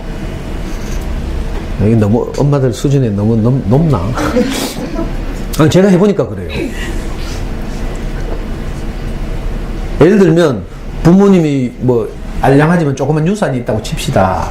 이걸 내 사랑하는 동생하고 내가 같이 가지려고 하면 어떻게 돼요? 이 분쟁이 일어나는 게 이래서 일어나는 거예요. 그 내가 그걸 기꺼이 동생한테 양보할 수 있으면 싸움 안 나고 난 너무 마음 편하고 동생은 내보고 고맙다 하고 이렇게 했죠. 그런 사람이 되면 되죠. 쉽진 않지만 저는 해보니까 원래 그런 사람은 아니었다고 했어요, 분명히. 근데 이제 제가 이렇게 어떤 말을 듣고 무엇이 나를 행복하게 살게 하는지를 계속 듣고 살다 보니까, 그죠? 상대방이 원하는 것을 내가 원하지 않으면, 그러니까 목표가 달라지면 이 말이죠. 모든 사람들이 그 소유를 소중하게 생각하잖아요. 그래서 소유 때문에 싸운다니까. 대부분 싸우는 게 소유 때문이에요. 여기 소유에는 물질도 있고, 그죠? 뭐 물질 비물질적인 것도 있어요. 자존심 이런 것도 있고요. 명예 이런 것도 있을 수 있고요.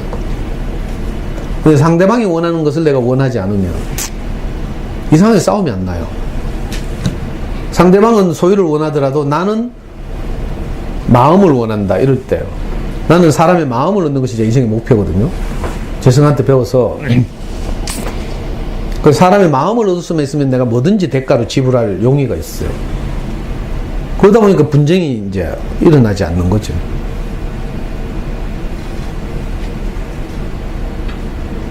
이 참 쉽지 않지만, 싸움은 두 당사자가 똑같은 것을 서로 차지하려고 할 때 일어나는 것이구나, 이렇게. 내가 진짜 소중한 것이 달라지면, 그죠? 우리는 소유가 많아야 행복한 줄 알지만 사실은 소유와 상관없이, 여기 마지막에 목수 엘리 아저씨가 펀치넬로에게 말하잖아요. 네가 그런 상자나 공이 많아서 네가 소중한 게 아니다 라고 말하죠. 너는 너이기 때문에 소중하다, 이렇게. 너는 너이기 때문에 행복하다, 이렇게. 이 말을 엄마들 좀 알아듣기 어려운 말이죠. 왜냐하면 제가 여러분들한테 늘 말씀드렸어요. 행복하기에는 우리는 부족하지 않다 말했죠. 내가 미스 코리아가 되려고 하면 당장 부족하고요. 뭐 이건 저도 그렇다고 했어요. 홈쇼핑을 내가 보다가 작년에 아니, 홈쇼핑에 나오는 물건들이 다 멋있어 보이는 거라. 근데 그 홈쇼핑에 나오는 그 쇼호스트? 걔는 왜 그래? 전부 다리가 길어. 아, 내가 바지를 사야 되는데, 그 다리 긴 애들이 입으니까 뭘 입어도 멋있는 거라. 그래서 내가 작년에 충동 구매를 좀 했잖아요. 내 죽기 전에 청바지는 한번 입어보자 하면서. 그래서 청바지 2개를 시켰어요. 진짜로. 그 싸대 뭐 한 5, 6만 원 하니까 오던데. 내가 입어보니까 이건 말이 안 되는 거라. 그래서 결국 얼마 전에 버렸어요. 버린 게 아니라 우리 와이프 줬지. 그러니까 내가 옷을 잘 입어가지고 멋있으려고 하면 나는 바로 절망이에요. 다리 짧아가지고. 그렇죠. 우리가 엉뚱한 데 내 목표를 두면 우리는 항상 부족한 투성이에요. 근데 그런 데 목표를 두지 않고, 그죠? 행복해지려고 하면 우리는 부족함이 하나도 없어요. 왠지 알아요? 행복은, 내가 이거 비유하기를 늘 이 성경에서도 그렇게 비유하지만, 그죠? 사람을 흙이라고 비유하잖아요. 흙은요, 아무 부족함이 없어요. 왜? 좋은 씨만 뿌려지면 거기서 좋은 열매가 맺히니까 부족함이 있어요, 없어요? 오히려 흙은 썩으면 썩을수록 좋다고 지난주에 말씀드렸죠. 기적의 사과 재배법 보면 정말 그 모든 만물이 썩어서, 그죠? 흙 속에 다 스며들어가요. 그 왜 유명한 그림책 강아지 똥 있잖아요. 거기 보면 똥을 너무 강조했는데 사실은 민들레가 어떻게 꼽히는가 하면 똥이 흙 속으로 다 녹아 들어가는 거라. 그러나 민들레는, 그죠? 그 똥을 포함한 모든 흙 속에 들어있는 썩어 있는 어떤 것들의 도움으로 민들레가 싹이 트는 거죠. 근데 사실 흙이 더 위대한 거지. 똥이든지 뭐든지 모든 것이 썩어서 모인 곳, 그게 이제 흙이라고 해요. 성경에서 영어로 dust라고 하죠. 먼지, 만물의 찌꺼기, 이런 뜻이에요. 그런데 부족함이 없다는 거라. 왜? 좋은 씨만 뿌려지면 좋은 열매가 맺히니까. 그러니까 사람은요, 부족함이 없어요. 왜?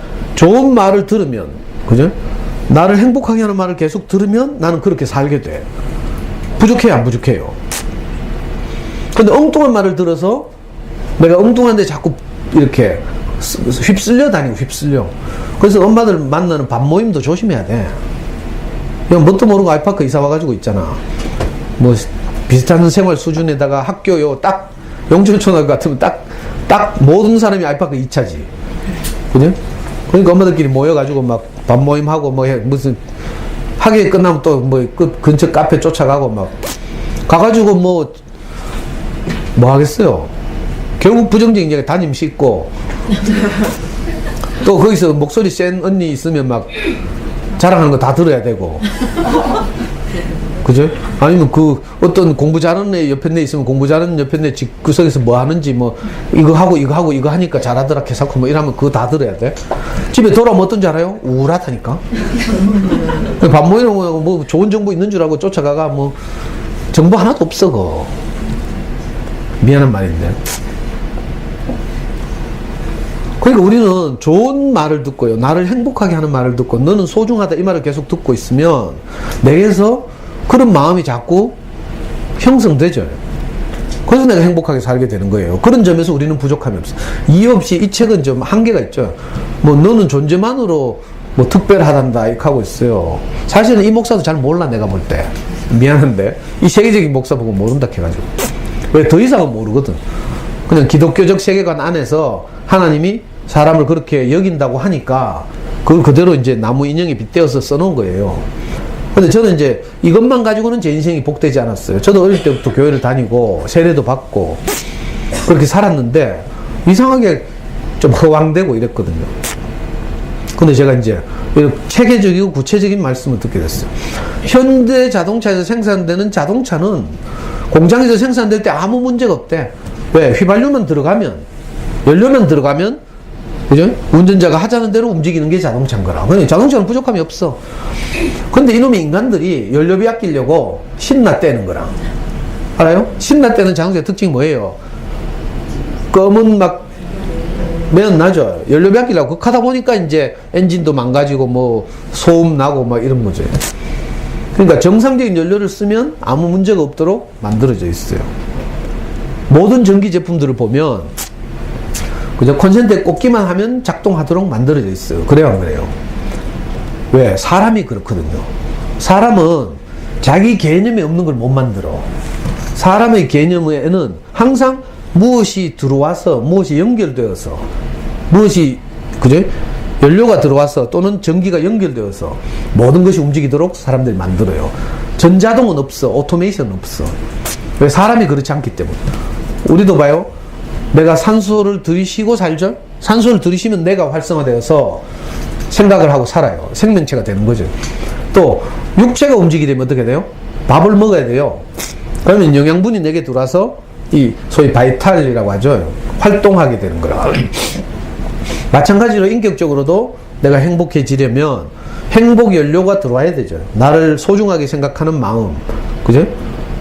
늘 이런 마음이 내게 공급돼야 내가 내게서 행복이 열매 맺는 거예요. 사람은 이런 구조가 되어 있기 때문에 사람이 만드는 모든 것은 그죠? 전자동이 없고 연결해야 돼요. 내가 미국 가려고 하니까 딱 불편한 게 있잖아요. 미국 가서 내가 뭘 연필깎이를 하나 사왔거든. 옛날에 제가 미국 선교 갔다가 오는 길에 우리 아들 선물 준다고 연필깎이를 사왔어. 미국에서는 정말 신기한 연필, 그 당시에 우리나라 없는 연필깎이였어.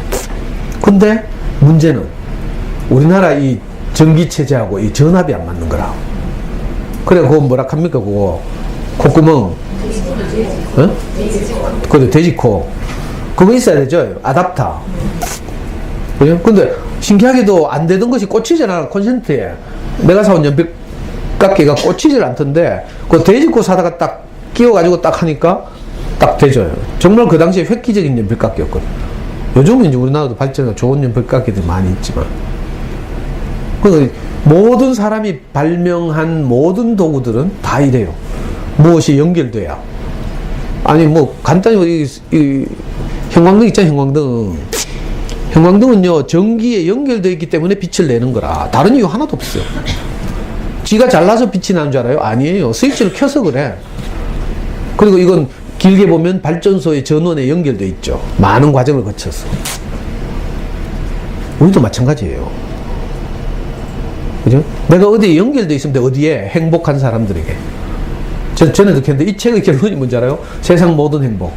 이 세계적인 심리학자들, 행복학자들이 연구의 결과 많은 사람들이 좀 비슷비슷한 말을 하는데 이 책을 한마디로 딱 줄이면 뭔지 알아요? 최인철 교수도 강의했다시피 행복하려면 행복한 사람 옆에 가야 된다 이렇게 말했어요. 이 말은 무슨 말인가 하면 전열기구로 말하자면 행복에 연결돼야 된다 이 말이죠. 행복한 사람에게 내가 딱 접선해야 거기서 좋은 말을 계속 들어야. 예를 들어서 이 펀치넬로는 엘리 아저씨 같은 분으로부터 계속 자존감 높은 이야기를 듣고 살아야 행복한 거죠. 근데 시장 만나고 시장 부인 만나가지고 막 상자하고 자랑하고 이것도 잘 안 되니까 어떻게 해요? 룰도 막 바꾸죠. 이게 유행인가 싶어서 막 잔뜩 사모았는데 어느 날 대치동에서 잘 나가는 사람들이 룰을 딱 바꾼다니까. 우리는 뭐 여기서 팩토나 하고 있으면 잘하는 건 줄 알았는데 대치동에서 뭐 이상한 독일에서 수입해둔 또 다른 뭐 유행하는 브랜드 하나 딱 유행시켜봐. 그러면 우리가 갖고 놀던 팩토는 쓰레기 된다니까. 이런 경험 없어요? 희한하다니까. 특히 달서구에 대치동에서 최첨단 흐름이 생겨서 달서구까지 오는데 10년 걸린다 했죠. 수송 오는데 한 5년 걸려요. 너무 달서구를 무시해서 좀 미안한데. 아니, 제가 잘 관찰해 봤잖아. 그 아발론이 들어오는 과정을 내가 봤거든. 아발론 알아요? 우리 중학교 때 아발론이 수성구에 들어오는데 6개월 동안 막 영어 경시대 한다고 프랭카드 붙이고 막 이래가지고 상륙하더라고. 그것도 아발론 뒤에는 거대 자본이 있어요. 외국 해외 자본. 그래가지고 아발론이 수성구에 상륙해가지고 한참 있다가 5년도 더 지나서 상인동에 아발론 들어왔다니까. 여러분들 잘 한번 봐요. 또 수학 전문 학원에 아주 대구 브랜드로 유명한 게 뭐 있었어요? 경북 내셔널 유니버시티. 줄여서 뭐냐? KNU. 알아요? 경북대학교 수학과 동문들이 만든 수학 전문학원 KNU라고. 그래가지고 KNU가 생겨가지고 막 그 좋다고 수성구에 막 실어 나르고 이랬다니까. 실제로 제가 우리 아이 중학교 때 남북교육 영재반 했잖아요. 그 한반 아이들 20명이 영재교육을 받았어요. 엄마들끼리 그 영재 학부모들 엄마들 모임이 있어. 저는 아빠지만 거기 꾸역꾸역 갔잖아. 갔더니 엄마들이 얼마나 막 참 뭐라 하는 줄 알아요? 모여가지고 이제 뭐 애들 일주일에 한 번씩 영재 수업 받는데 간식을 넣어야 되잖아. 간식을 뭐 넣을 거 가지고 회의를 하는 거라. 근데 그 대표 엄마가 뭐라 하는 줄 알아요? 다 우리가 뭐 아들 잘둔 죄지 뭐 하면서 얼마나 잘난 척을 하는지. 뭐 이건 뉘앙스를 뭐 해봐야 알지. 그 엄마들이 딱 그 보니까 그 영재반 오는 엄마들이 다 팀 짜가지고 영재 수업 끝나잖아요. 끝나고 나면 그대로 한 팀씩 4명씩 5명 차를 실어가지고 수성구 KNU 실어 날랐어. 그 저보고는 응? 어디 다니냐고 묻대. 우리는 아무 데도 안 다닌대요. 그러니까 그 다음부터 우리를 옹따 시키죠. 옹따. 근데 그 KNU가 드디어 저기 뭐야 상인 공영 주차장인데 거기 왔잖아. 롯데백화점에서 쭉 들어가면 KNU 상인점 왔죠. 한참 있다가 한 5년도 더 돼서 왔다니까. 그 여기서 엄마들끼리 뭐 저끼리 밥 모임 하면서 뭐 최첨단인 거 뭘 하는 것처럼 막 다 쓸데없는 짓이라 쓸데없는지. 그리고 뭐 대단한 거 하는 것처럼 뭐 생각하면 안 돼요. 다 거기서 거지. 그리고 솔직히 말하면요. 옛날에 제가 이것도 여러 번 말씀드렸지만 조선시대 때 이미 다 해본 거라. 조선시대 때 사대부 집안에서는 어릴 때 애들 다 조기교육 시켰거든. 선행학습. 그때 벌써요 사자소학 이거 어린이용이거든. 사자소학 동몽선습 알아 이런 거? 명심보감 이게 전부 어린이 조기교육용이에요. 양반들. 조선시대도 다 해본 거라니까. 근데 뭐 우리가 처음 한다고 뭐 범어동 옆에 애들 또 뭐 그 저거 뭐 처음 하는 것처럼 하고 있어. 근데 그 유명한 말 있죠? 그 이스라엘에서 가장 지혜로웠던 왕 솔로몬이 자기가 왕이었잖아. 부경화를 다 누릴 대로 누리고 자기 아버지가 워낙 다윗이 전쟁을 잘해가지고 전쟁만 하면 이기는 거라. 하나님의 도움을 받아서. 그래서 막 영토도 넓어지고요. 그 부경화를 다 확보했어. 뭐 그리고 와이프가 몇 명 있었다 하더라. 엄청나게 있었지. 의자왕처럼 뭐 3천이 있었다 하던가 뭐. 솔로몬이 그렇게 살았다니까. 그렇게 살고 말년에 쓴 성경이 있어. 인생의 지혜를 담은 책. 그죠? 솔로몬이 쓴 책이 있다니까. 구약 성경에 보면 전도서라고 있어. 전도서라는 성경이 있는데 그게 뭔지 알아요? 도를 전한다는 말이죠. 그 도라는 게 다른 게 아니고 어떻게 하면 행복한가를 말하는 거라. 거기 보면 솔로몬이 전도서의 첫 구절에 첫 장에 이렇게 써놨어요. 헛되고 헛되니 헛되고 헛되도다. 모든 것이 헛되도다. 해놓고 해 아래 새 것이 없다. 또 해놓고 뭐라고 한지 알아요? 내가 처음 해본다고 한 것이 알고 보니까 이전 세대들이 다 해본 것이었다. 이렇게. 솔로몬도 그렇게 말했다. 그래서 여러분들도 뭐 처음 해보는 것처럼 있잖아. 애 처음 낳았다고 막 큰애 막 처음 키운 것처럼 막 스케줄 프랭클린 다이어리에다가 막 일주일 스케줄 짜가지고 막 착착착착 하고 있죠. 그거 여러분들이 처음 하는 게 아니라 언니들이 다 해본 거라. 언니들 무시하면 안 돼. 벌써 수능 치고 대학 보낸 언니들도 옛날에 다 했다니까. 아니, 저도 했는데 뭐. 저는 자녀교육에 대해서 모르는 게 없었어요. 지금은 내 좀 얼빵해져서 그렇지. 옛날에 내가 잠수내 할 때는 여기 달서구에 앉아가지고도요, 진짜 대치동 수학 전문 학원에서 뭘 하는지 다 알았다니까. 근데 우리 애 그대로 키웠잖아요. 근데 알고 보니까 다 헛거라는 거라. 그 새로운 게 없어요. 뭐가 진짜 새로운가 하면, 그죠? 내가 어떻게 하면 행복하게 사는가, 이건 진짜 새로운 거죠. 다 관념적으로 아는 것 같지만 실제로 이렇게 못 살거든. 주변의 영향을 다 받고요. 그래도 그렇지라면 귀신이 자꾸 쓰여가지고 말만 하면 속으로 그렇게 생각하지. 집에 가서 뭐 요 끝나고 나면 또 뭐 식당 가가지고 자기들끼리 또 뒤풀이 하잖아. 뒤풀이 내 씹어 가면서 이제 다 알고 있어. 선생님은 저 애가 저렇게 공부했으니까 저렇게 큰 소리 치지 하면서 뭐 이런 이야기도 하고 제가 다 들었거든요. 그걸 10년 전에 제 강의를 듣는 언니들도 똑같은 말 했어. 근데 그게 아니에요. 사실은 나를 불행하게 하려고 하는 이런 그 경향과의 싸움이라. 그런 의미에서 이걸 뭐 영적 전쟁이라고 하죠. 내가 살고 싶으면 이런 것과 과감히 싸워야 돼요. 옆집 옆편네가 비록 그렇게 말하더라도 아 자는 잘 몰라서 그렇구나. 그런 옆편네들 빨리 여기 데리고 와야 돼. 그리고 새로운 이야기를 듣게 해서 좋은 이웃을 만들어야 된다. 내가 행복해지려면요 좋은 이웃을 많이 만들어야 돼요.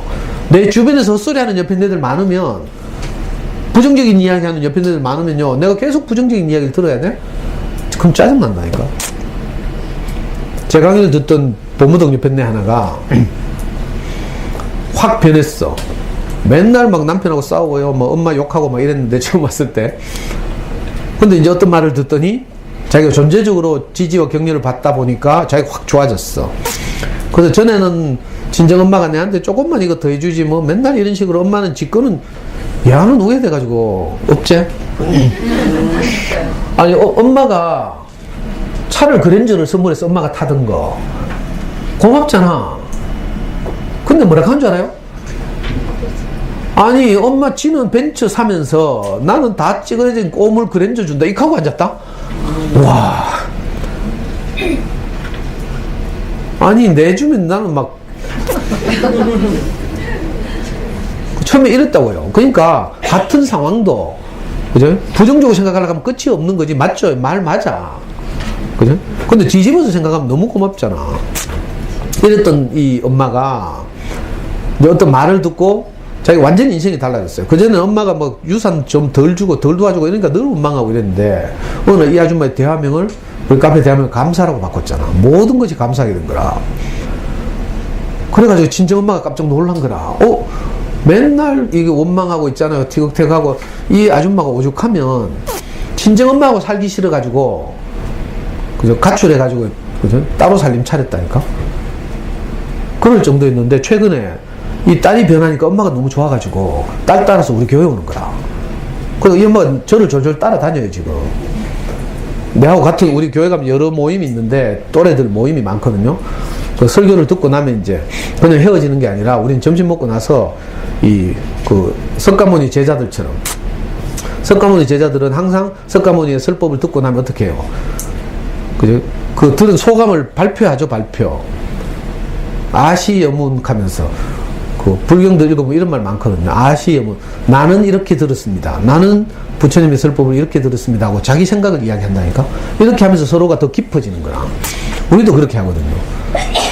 한 10명 단위로 모여서 늘 이렇게 나는 이렇게 들었습니다 하고 이걸 이야기하는 이런 모임이 있는데, 이 할매가 자기 딸 따라서 와가지고 저 때문에 이제 이렇게 됐잖아요. 저 따라오면 제가 평생 AS 한다고 했죠. 그래서 이 할매가 계속 저하고 같이 이제 모임에 다니고 이래. 그 교회까지 따라왔죠. 엄마가 딸이 변하는 걸 보고 드디어 어떻게 된 줄 알아요? 이 둘이 분가해 있다가 며칠 전에 합쳤어. 함께 살기로. 그러니까 이 딸네 집안 남편, 그러니까 사위하고 딸하고 손녀 둘하고 이 혼자 살던 할매하고 합한 거라. 이제 그렇게 상태가 좋던 이 딸이 저녁마다 여기 우리 연구소에 애 맡겨놓고 데리고 가고 이러거든. 항상 자기는 막 표정이 밝고 감사하다 하고 이렇게 살다가 최근에 이사를 해가 엄마하고 합쳤다. 갑자기 일주일 전부터 얼굴이 새카매진 거라. 어제도 와가지고 있지. 왜 얼굴이 새카매졌는가 했더니 엄마가 사사건건 부정적인 이야기를 한다는 거야. 항상 자기 주변에 잘 사는 사람들 막 이야기하면서 손녀도 판단하고 자기도 판단하고 계속 자기 어머니 자신도 판단하고 계속 부정적인 이야기를 한다는 거야. 그 부정적인 이야기를 계속 들으니까 얘가 어떻게 되겠어요? 얼굴이 새카매져 왔어. 합친 지 일주일밖에 안 됐는데. 그래서 내가 했지, 발악하면서. 그죠? 우리가 주변에 내하고 함께 사는 사람들을 행복하게 만들지 않으면 그걸 누가 덮었어요? 내가 덮었습니다. 이거. 이게 그 유명한 바울이 한 말인데, 그죠? 우리가 복음을 전하지 않으면 그 불가불 화가 내게 미친다 이렇게 말했어요. 이게 무슨 말인지 모르죠. 여러분들은 뭐 전도를 많이 하다 이런 말인 줄 알죠. 그게 아니에요. 그게 아니고 내하고 같이 사는 사람들, 내 이웃을, 그죠? 나와 같이 행복하게 만들지 못하면 결국 그 영향을 누가 받는다고? 내가 다 받는다 이 말이에요.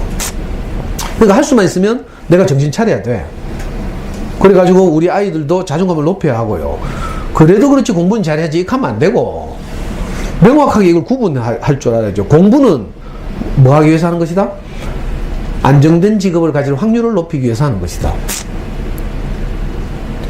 고생하면서 돈을 벌려면 공부 안 해도 된다. 이런 과감한 마음이 있어야 돼. 근데 공부를 잘하면 좀 안정된 직업을 가진다. 맞죠? 그 이상 그 이하도 아니에요. 내보다 공부 못한 사람들이 다 내보다 돈 잘 벌어. 내가 했죠. 가끔씩 공항이나 캐세타르 여기 가보면요. 정말 잘생긴 여편네를 옆에 데리고 다니는 남자들이 있다니까? 보면 키도 작고 못생겼어. 그 남자. 근데 돈이 많아. 진짜 세상 불공평하대. 이건 좀 이상한 이야기고. 아니 진짜로요. 그러니까 우리 아이들한테도 그렇고 소중한 사람들에게 이웃들에게 그죠? 자신감 있게 주눅 들지 말고 그게 아니야 이렇게 당당하게 말할 수 있어야 돼요. 물론 나도 아이 공부 잘했으면 좋겠다 하지만 그죠? 공부는 그 아이와 나를 행복하게 하는 건 아니에요. 잠시 기쁘게 하지만 그러니까 그것과 구분해서 생각해야 되죠.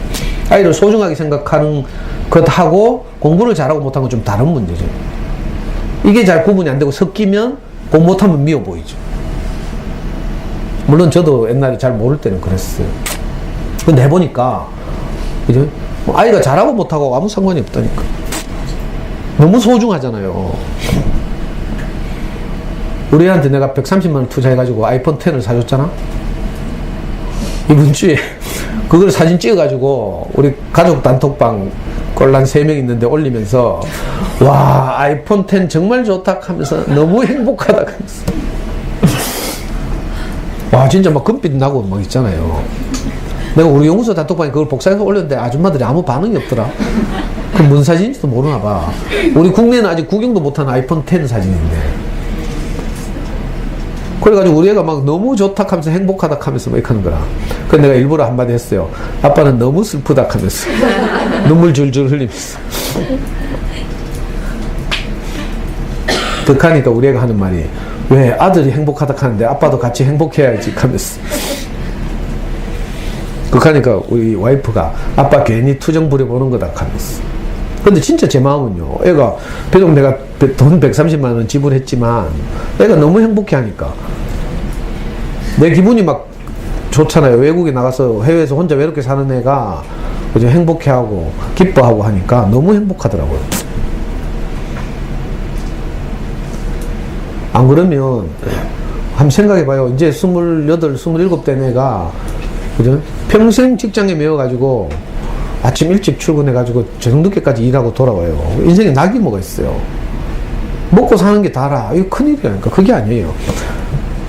제가 또 들은 유명한 말 하나 해줄게요. 소가 여물을 먹는 것은 소의 일이 아니래. 무슨 말인지 알겠어요? 소가 여물을 먹는 것은 소의 존재 가치가 높아지는 게 아니라고. 언제 소의 존재 가치가 높아져요? 쟁기를 짊어지고 밭에 나가서 주인의 필요에 따라서 밭을 갈 때 그때 소의 존재 가치가 높아지는 거죠. 물론 이건 사람의 입장이지만 또 어떤 사람들은 또 뭐 소의 입장 계산데 그 니는 소의 입장 생각해라 나는 사람의 입장만 생각할게 하면서. 그러니까 소가 여물을 먹는 것은요 소를 행복하게 하는 게 아니에요. 소의 존재 가치가 높아진 게 아니고 여물을 먹는 이유는 귀한 곳에 쓰이기 위해서죠. 밭을 가는데 자기 인생이 자기 소가 쓰이기 위해서예요. 인생도 마찬가지예요. 우리 일생을 회사 나가서 돈 벌어와서 밥 먹고, 새끼 밥 먹고 산다고 생각해봐요. 이 너무 허망하잖아요. 그게 다인 것 같으면 아니에요. 그건 우리가 먹고 살기 위한 것은 뭐예요? 행복하기 위해서. 새끼 밥 먹고 사는 거지. 그렇다고 해서 새끼 밥 먹는다고 행복한 건 아니거든요. 이게 다른 문제라. 우리가 가치 있는 곳에 내 인생이 쓰여질 때 진짜 행복해지는 거예요. 여러분들 한번 해봐요. 주변에 어려움을 겪고 있는 옆에 애를 만났어. 내가 거의 같이 소주 한잔 하면서 어떤 위로를 했는데 그 아줌마가 갑자기 확 밝아질 때 그때 내 존재 가치를 느낀다니까. 사람은 이상해. 내가 누구에게 영향을 미칠 때 그때 가장 내 인생에 가치가 있어요. 그래서 아빠들은 밖에 나가서 헌신하면서 돈을 벌면서 고생하는 이유가 있죠. 왜? 내 소중한 가족들에게 내가 쓰이니까. 그래서 여러분들은 지혜롭게 살려면요, 정말 거기에 대해서 항상 감사해야 돼. 이걸 상계 처리하면 안 돼요. 교통사고 났는데, 접촉사고 났는데, 누가 몇 퍼센트, 누가 몇 퍼센트, 이건 이제 법률용어 상계한다 하거든요. 상호 계산해서 서로 빼고 마이너스. 남편의 수고에 대해서 내가 집에서 살림하는 것과 상계 처리하면 안 된다고. 그건 바보 같은 짓이다. 내가 한 수고는 접어두고 남편의 전적인 수고에 대해서 내가 감사해야 돼. 계산 잘해가지고. 당신이 가족을 위해서 헌신해줘서 너무 감사합니다. 이렇게 늘 말할 수 있어야 되고요. 물론 내 수고도 있죠. 내 수고는 누가 계산해요? 남편이 알아주는 거죠. 치사하게 내가 막 계산해가 니만 돈 버나 나도 집에서 애 키운다 이렇게 하고 있으면 서로 감사가 안 나와. 이 생각을 잘해야 돼. 같은 말이라도, 그죠? 상대방이 몰라줘도 할 수 없고요. 철들면 알아주겠지 이렇게 생각하고 기다려야 되고, 안 되면 뭐 우리 강의 듣게 하든지 뭐. 그죠? 먼저 우리가 그걸 본을 보여야 되죠. 나하고 함께 사는 소중한 가족들에게 항상 감사하고 이렇게. 그 이 아줌마가 자기 엄마하고 같이 사니까 엄마가 계속 부정해. 왜냐면 엄마는 이제 갓 따라왔거든. 근데 이제 이거 우리 교회 말로 하면 생명으로 하면 아기라 아기. 육신적으로는 엄마와 딸이지만, 그죠? 반대야. 이 행복에 관한 생명으로 말하면 거꾸로죠, 거꾸로. 엄마가 이제 그런 말 하고 있고, 딸은 그래도 좀 컸어. 그러니까, 그죠? 이 딸에게 제가 그렇게 어제 부탁을 했죠. 내가 너 그 집에서 산다고 생각하고 내처럼 엄마를 대해보라고. 내가 함께 살 수는 없으니까. 우리 목사님이 꼭 저한테 그런 기대를 하거든요. 뭐 말로는 안 했지만, 자기를 대신해서 네가 만나는 모든 사람들에게 내 마음으로 네가 사람들 만났으면 좋겠다, 이렇게. 제가 옛날에 호시오치에서 강의를 하던 첫 해에 제가 이 강의를 계속해야 될지 말아야 될지 이 의문이 들어서 그때 제 인생의 멘토인 우리 목사님을 찾아갔어요. 그래가지고 목사님, 사실은 호시오치에서 서점에서 부탁을 해서 내가 이런 강의를 시작했는데 이걸 제가 계속 해야 되겠습니까? 말아야 되겠습니까? 물어봤거든. 제가 이제 옛날에 아버지 없이 자라가지고 내 인생에 중요한 이런 어떤 문제가 있으면 전부 내가 결정해야 돼. 물어볼 데가 없어. 내가 내 멋대로 인생을 살다 보니까 결국 내가 어려움을 많이 겪었죠. 이제 철들고 나서는 제가 중요한 문제, 내가 스스로 결정할 수 없는 문제는 항상 제가 스승에게 상의하고 이랬거든요. 그때 우리 스승이 저한테 하신 말씀이 내 개념에 없는 말이었어요. 저는 그때 철이 없고 젊고, 그죠? 그리고 뭐 애 공부 좀 잘 시키고 이럴 때니까 저는 자녀교육 강의를 하면 결국 애 이렇게 해서 공부를 잘 시켰습니다. 이런 강의를 이제 주로 했거든요. 초창기에. 1년 첫 해에. 근데 우리 스승한테 가서 딱 물어보니까 우리 목사님 하시는 말씀이 네가 사람을 얻을 수 있으면 하고 사람을 얻을 수 없으면 그만둬라 이렇게 하더라고.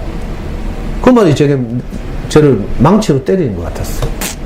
아, 내가 내 자랑을 하는 게 아니구나. 초창기 내가 한 학기 동안은 내 자랑했거든요. 애 이렇게 자기주도적으로 키웠습니다. 사교육 없이 키웠습니다. 학교 가면 내가 할 수 없이 이 이야기 하잖아요. 진짜 하고 싶어서 하는 이야기는 아니거든. 내가 내 자랑을 하면 어떻게 되겠어요? 사람들이 그래 니 잘났다. 내게 도움이 되는 말은 엄마들이 메모하고 하지만 저한테 가까이 오지는 못해요. 존경은 할 수 있죠. 니 잘났다 이렇게. 훌륭한 사람들 보면 우리 그렇잖아요. 참 훌륭하다 이렇게 존경할 수 있지만 함께 살기는 어렵거든요. 이웃이 되기는 어렵죠. 근데 우리 목사님 그때 말씀하신 것이 네가 사람들의 마음을 얻어야 될 거 아니냐. 네가 진짜 행복하게 산다면 주변 사람들의 마음을 그저 얻어서 그 주변 이웃들이 행복해지도록 그렇게 살아야 될 거 아니에요. 이렇게 저한테 들렸어. 그 이후로 제가 이제 강의할 때마다 제 마음이 좀 바뀌었죠. 여러분들도 한번 해보라니까요. 내가 우선은 가장 가까이 있는 소중한 사람들에게 이제 이왕이면 이웃들까지 이렇게 해서 좋은 이웃들이 많아지면요 내가 좋은 영향을 받게 되잖아. 그죠? 그러면 나도 훨씬 건강해지고요. 그래서 엄마들 보고 좋은 언니들 많이 사귀라고 하는 거라. 여기 강의 그래도 오래 들은 언니들 좀 있거든. 그냥 물어보더라도요, 그런 언니들한테 물어보면 훨씬 다른 데다. 특히 우리 저 모기님 있잖아요. 저 평생 무료라. 그럼 아이를 키우다 잘 모르겠으면 저는 뭐 어렵다고 싶으면 모기님한테 늘 물어보면 되고요. 그죠? 모기님은 또 부담이 없잖아. 모기님은 뭐 애를 정말 행복하게 키웠는데 참 다행스럽게도 겸이가 공부를 못해. 왜냐면요, 저보고는 자꾸 너는 애가 공부를 잘해서 행복지랄하고 하는 거 아이가 하면서 이렇게 생각할 수도 있어요. 저를 만나면 피해갈 구멍이 있죠. 모기님은요, 애가 공부를 썩 잘한 편이 아니었는데도 그거 아무 상관없이 세상의 그런 이상한 이 흐름을 이기고 항상 당당하게 아이를 행복하게 하고 있다니까. 그러니까 저보다 사실은 더 놀라운 거지. 무슨 말인지 알겠어요? 아이를 키우는 데 있어서 공부도 잘하고 행복하다 하는 것하고 공부하고 상관없이 행복한 거하고 다른 거예요. 물론 저도 사실은 공부하고 상관없이 행복해요. 아이도 그렇게 키웠고. 근데 여러분들이 처음 오시는 분들이 보기에는 그래, 너는 좋은 대학 나왔고 공부도 잘했고 뭐 영재도 됐고 뭐 그러니까 네가 큰 소리 치지 하면서 이런 사람도 많다니까. 이런 분들이 더 이상 입을 다물게 하기 위해서 모기님이 저기 앉아 있는 거야. 피해갈 구멍이 없게 하는 거죠. 그런 면에서 정말 고맙다니까. 모기님이 겸이를 키우는 과정을 보면요, 저보다 훨씬 낫거든. 아니 여기 월서 다녔잖아요. 별난 월서 다니다가 과감하게 저를 만나고 애를 전학시켰어요. 제가 사는 동네로 이사 오겠다고. 그리고 저 따라지 효성타운으로. 월서에 살면서 어디 살았지? 포스코 살았나? 새 아파트 살다가 효성타운 저 지은 지 30년 된 나라빠진데 이사 갔다니까. 제가 그걸 이사 간다 하길래. 근데 저는 우리 아들이 못 가게 해가지고 효성타운 못 갔잖아요. 근데 몇 년 동안 닦였잖아. 사기쳤다고. 우리 애가 영남고등학교 나왔는데 자기가 서울에서 객지 생활하면서 가끔씩 대구 내려오는데 갑자기 낯선 곳으로 이사 가면 자기가 고향을 잃어버린 것 같대. 그러면서 상인동을 벗어나지 말라고 우리 애가 막 결사 반대를 하는 거야. 그래서 내가 할 수 없이 울며 겨자 먹기로 우리 애를 살려야 되니까 할 수 없이 효성타운 못 가고요. 그때 공교롭게도 또 공무원 임대주택 하면서 상인화성 파크들이 새로 지어가지고. 근데 공무원 임대주택 미달돼가지고 우리 몰랐는데 미달돼가지고 학교 교무실로 연락이 왔어요. 그래서 우리 와이프 학교에 연락이 와가지고 거기 공무원 임대주택 그때 들어갔잖아.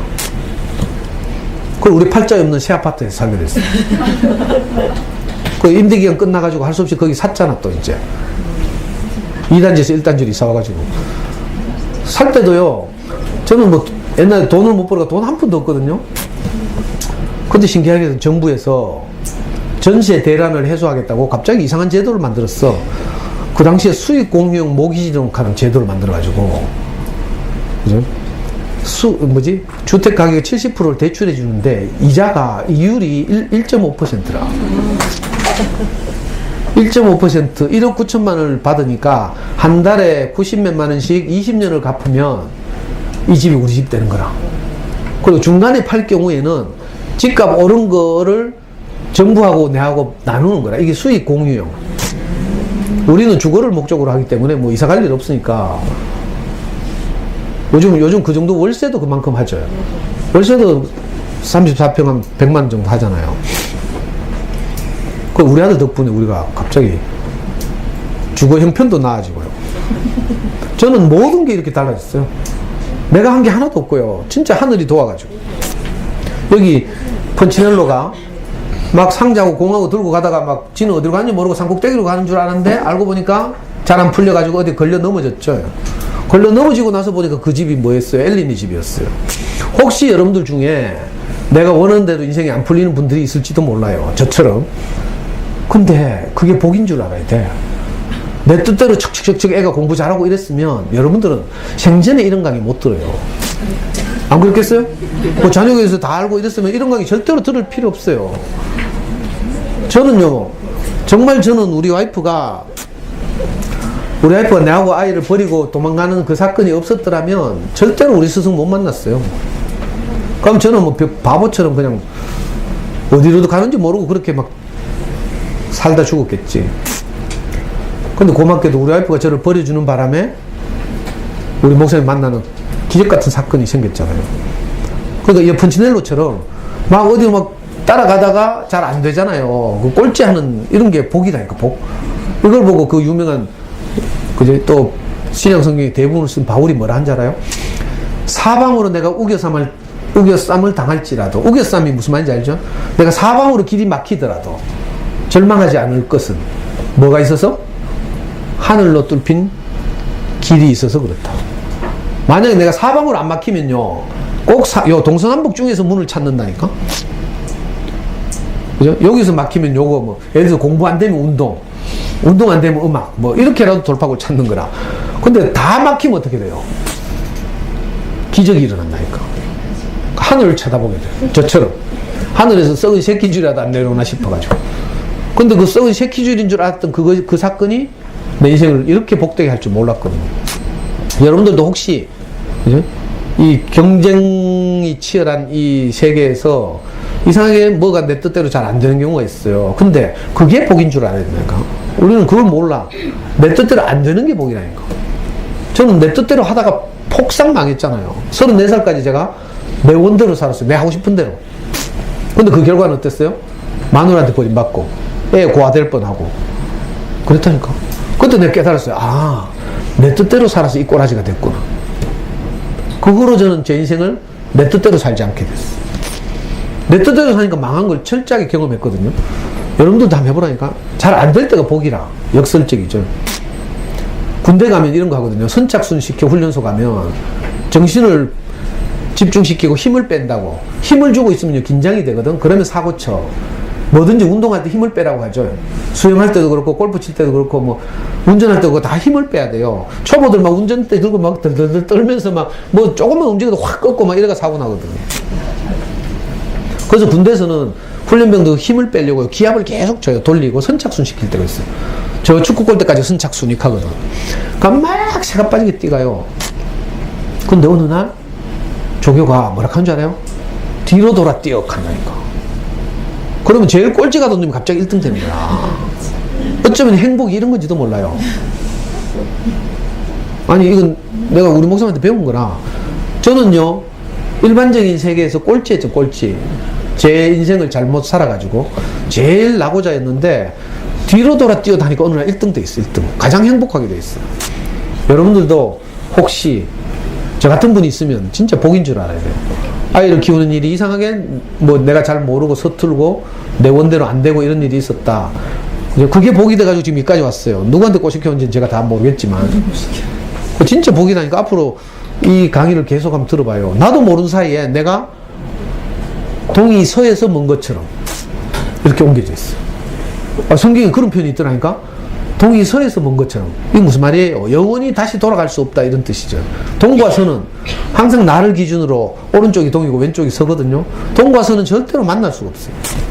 저는 옛날 제가 살던 그 삶은 다시는 돌아갈 수가 없어요. 동이 서처럼 멀어져가지고. 너희 잘못이 주홍같이 붉을지라도 흰눈처럼 희어질 것이다 이런 말도 있어요. 저는 옛날에 그죠? 뭐 많은 잘못을 하고 실수를 하고 이랬어요. 이 주홍같이 붉다 이렇게 표현하죠. 근데 어느 날 보니까 그게 흰눈처럼 희어졌어요. 옛날에 저는요, 진짜 막 하루에 담배 두 갑씩 피우고요. 맨날 뭘 하면 내기. 저는 대구시내 당구장 원정 다니면서요, 내기 당구, 3쿠션. 진짜요. 바둑을 떠도요, 바둑판 밑에 30만원씩 묻어놓고 한 판씩 두고, 맨날. 승부를 안 걸면 내가 막 재미가 없어서 못해. 지금도 내가 우리 연구소 꼬마들하고 뭐 할 때마다 돈 1,000원씩 걸고 하잖아. 나 안 걸고 하면 재미가 없어 못한다니까. 정말 황폐하게 살았죠, 황폐하게. 그래가지고 제가 20년 전 사진을 우리 단톡방에 올리니까 엄마들이 막 토나 올라간다 하네. 우리의 초등학교 입학식 하던 날 사진이 있거든요. 딱 20년 전 사진이에요. 엄마들이 보더니 무슨 아편 중독자 같다 하네. 지금부터 몸무게는 16kg 적고요. 지금 상상이 안 되죠. 눈은 쪽 째져가지고 진짜. 지금 저보고는 다 인물 난다 한다니까. 아니 우리 와이프 친구들이 가더라고. 우리 와이프 친구들이 처녀 시절에 우리 와이프 내한테 보내면서 걱정을 많이 했거든. 운동권 남자한테 보내면서 돈도 안 벌고 이러니까 걱정하면서 자기 친구가 저한테 시집 갔어요. 자기들은 맞벌이 하는 다 교사 부부 뭐 이렇게 사업하는 뭐 이렇게. 나중에 시간이 지났어요. 어떻게 된 줄 알아요? 걔들이 우리 장모님 그 돌아가신 날 문병 와가지고 조문 와가지고 하는 말이 와 상도씨 중후하게 늙어가네요 하면서. 근데 저것들은 다 우울증 걸려 있어. 진짜로 싫어. 그래가지고 우리 와이프 뭐라 하는 줄 알아요? 자기 친구들한테? 그러면 우리 남편한테 와서 상담만 받아봐라. 그러면서. 자, 이게 인생 역전이래, 인생 역전. 맨날 그렇고 그러면 얼마나 재미없어요. 역전이 정말 재밌다니까? 여러분들한테도 이런 축복이 있기를 안 빠지고 오면 이렇게 돼요. 진짜로. 절대로 소유가 우리 인생을 행복하게 하는 것이 아니라 관계가 우리 인생을 행복하게도 하고 불행하게도 한다. 여러분들 불행한 거 잘 봐요. 소유 때문이 아니에요. 소유는 다 뭐 계기가 될 수는 있지만 그 결정적으로는 그게 아니고요. 내가 남편이 너무 미워서 예를 들면 이렇게 되는 거야. 누가 너무 미워서 관계가 안 돼서 그건 뭐 때문에 그래요? 내가 소중한 가족인데 미운 이유는 다른 게 하나도 없고요. 내가 대가를 덜 지불해서. 아까 소유를 많이 가지려면 뭘 지불해야 돼요? 행복을 지불해야 되죠. 또 우정을 지불해야 하고 이랬어요. 반대로 내가 행복을 확보하기 위해서는 뭘 지불해야 돼요? 내가 가진 것을 지불해야 돼요. 예를 들면 내 자존심을 지불한다든지 내가 소중하게 여기던 것들을 지불해야 돼요. 우리 아이들을 행복하게 하려면 내가 그렇게 소중하게 생각하던 성적을 좀 지불하든지. 그죠? 이번 기말고사 때 한번 해보라니까.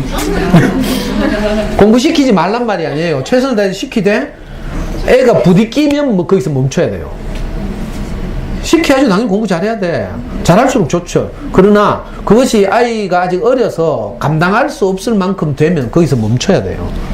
그죠? 그리고 기말고사 공부 안 하고도 한번 쳐봐야 되고 공부 열심히 시키면서도 한번 쳐보고요. 안 하고도 한번 쳐봐. 별 차이 없어요. 근데 엄마도 불안해가지고 막 시키고 한다니까.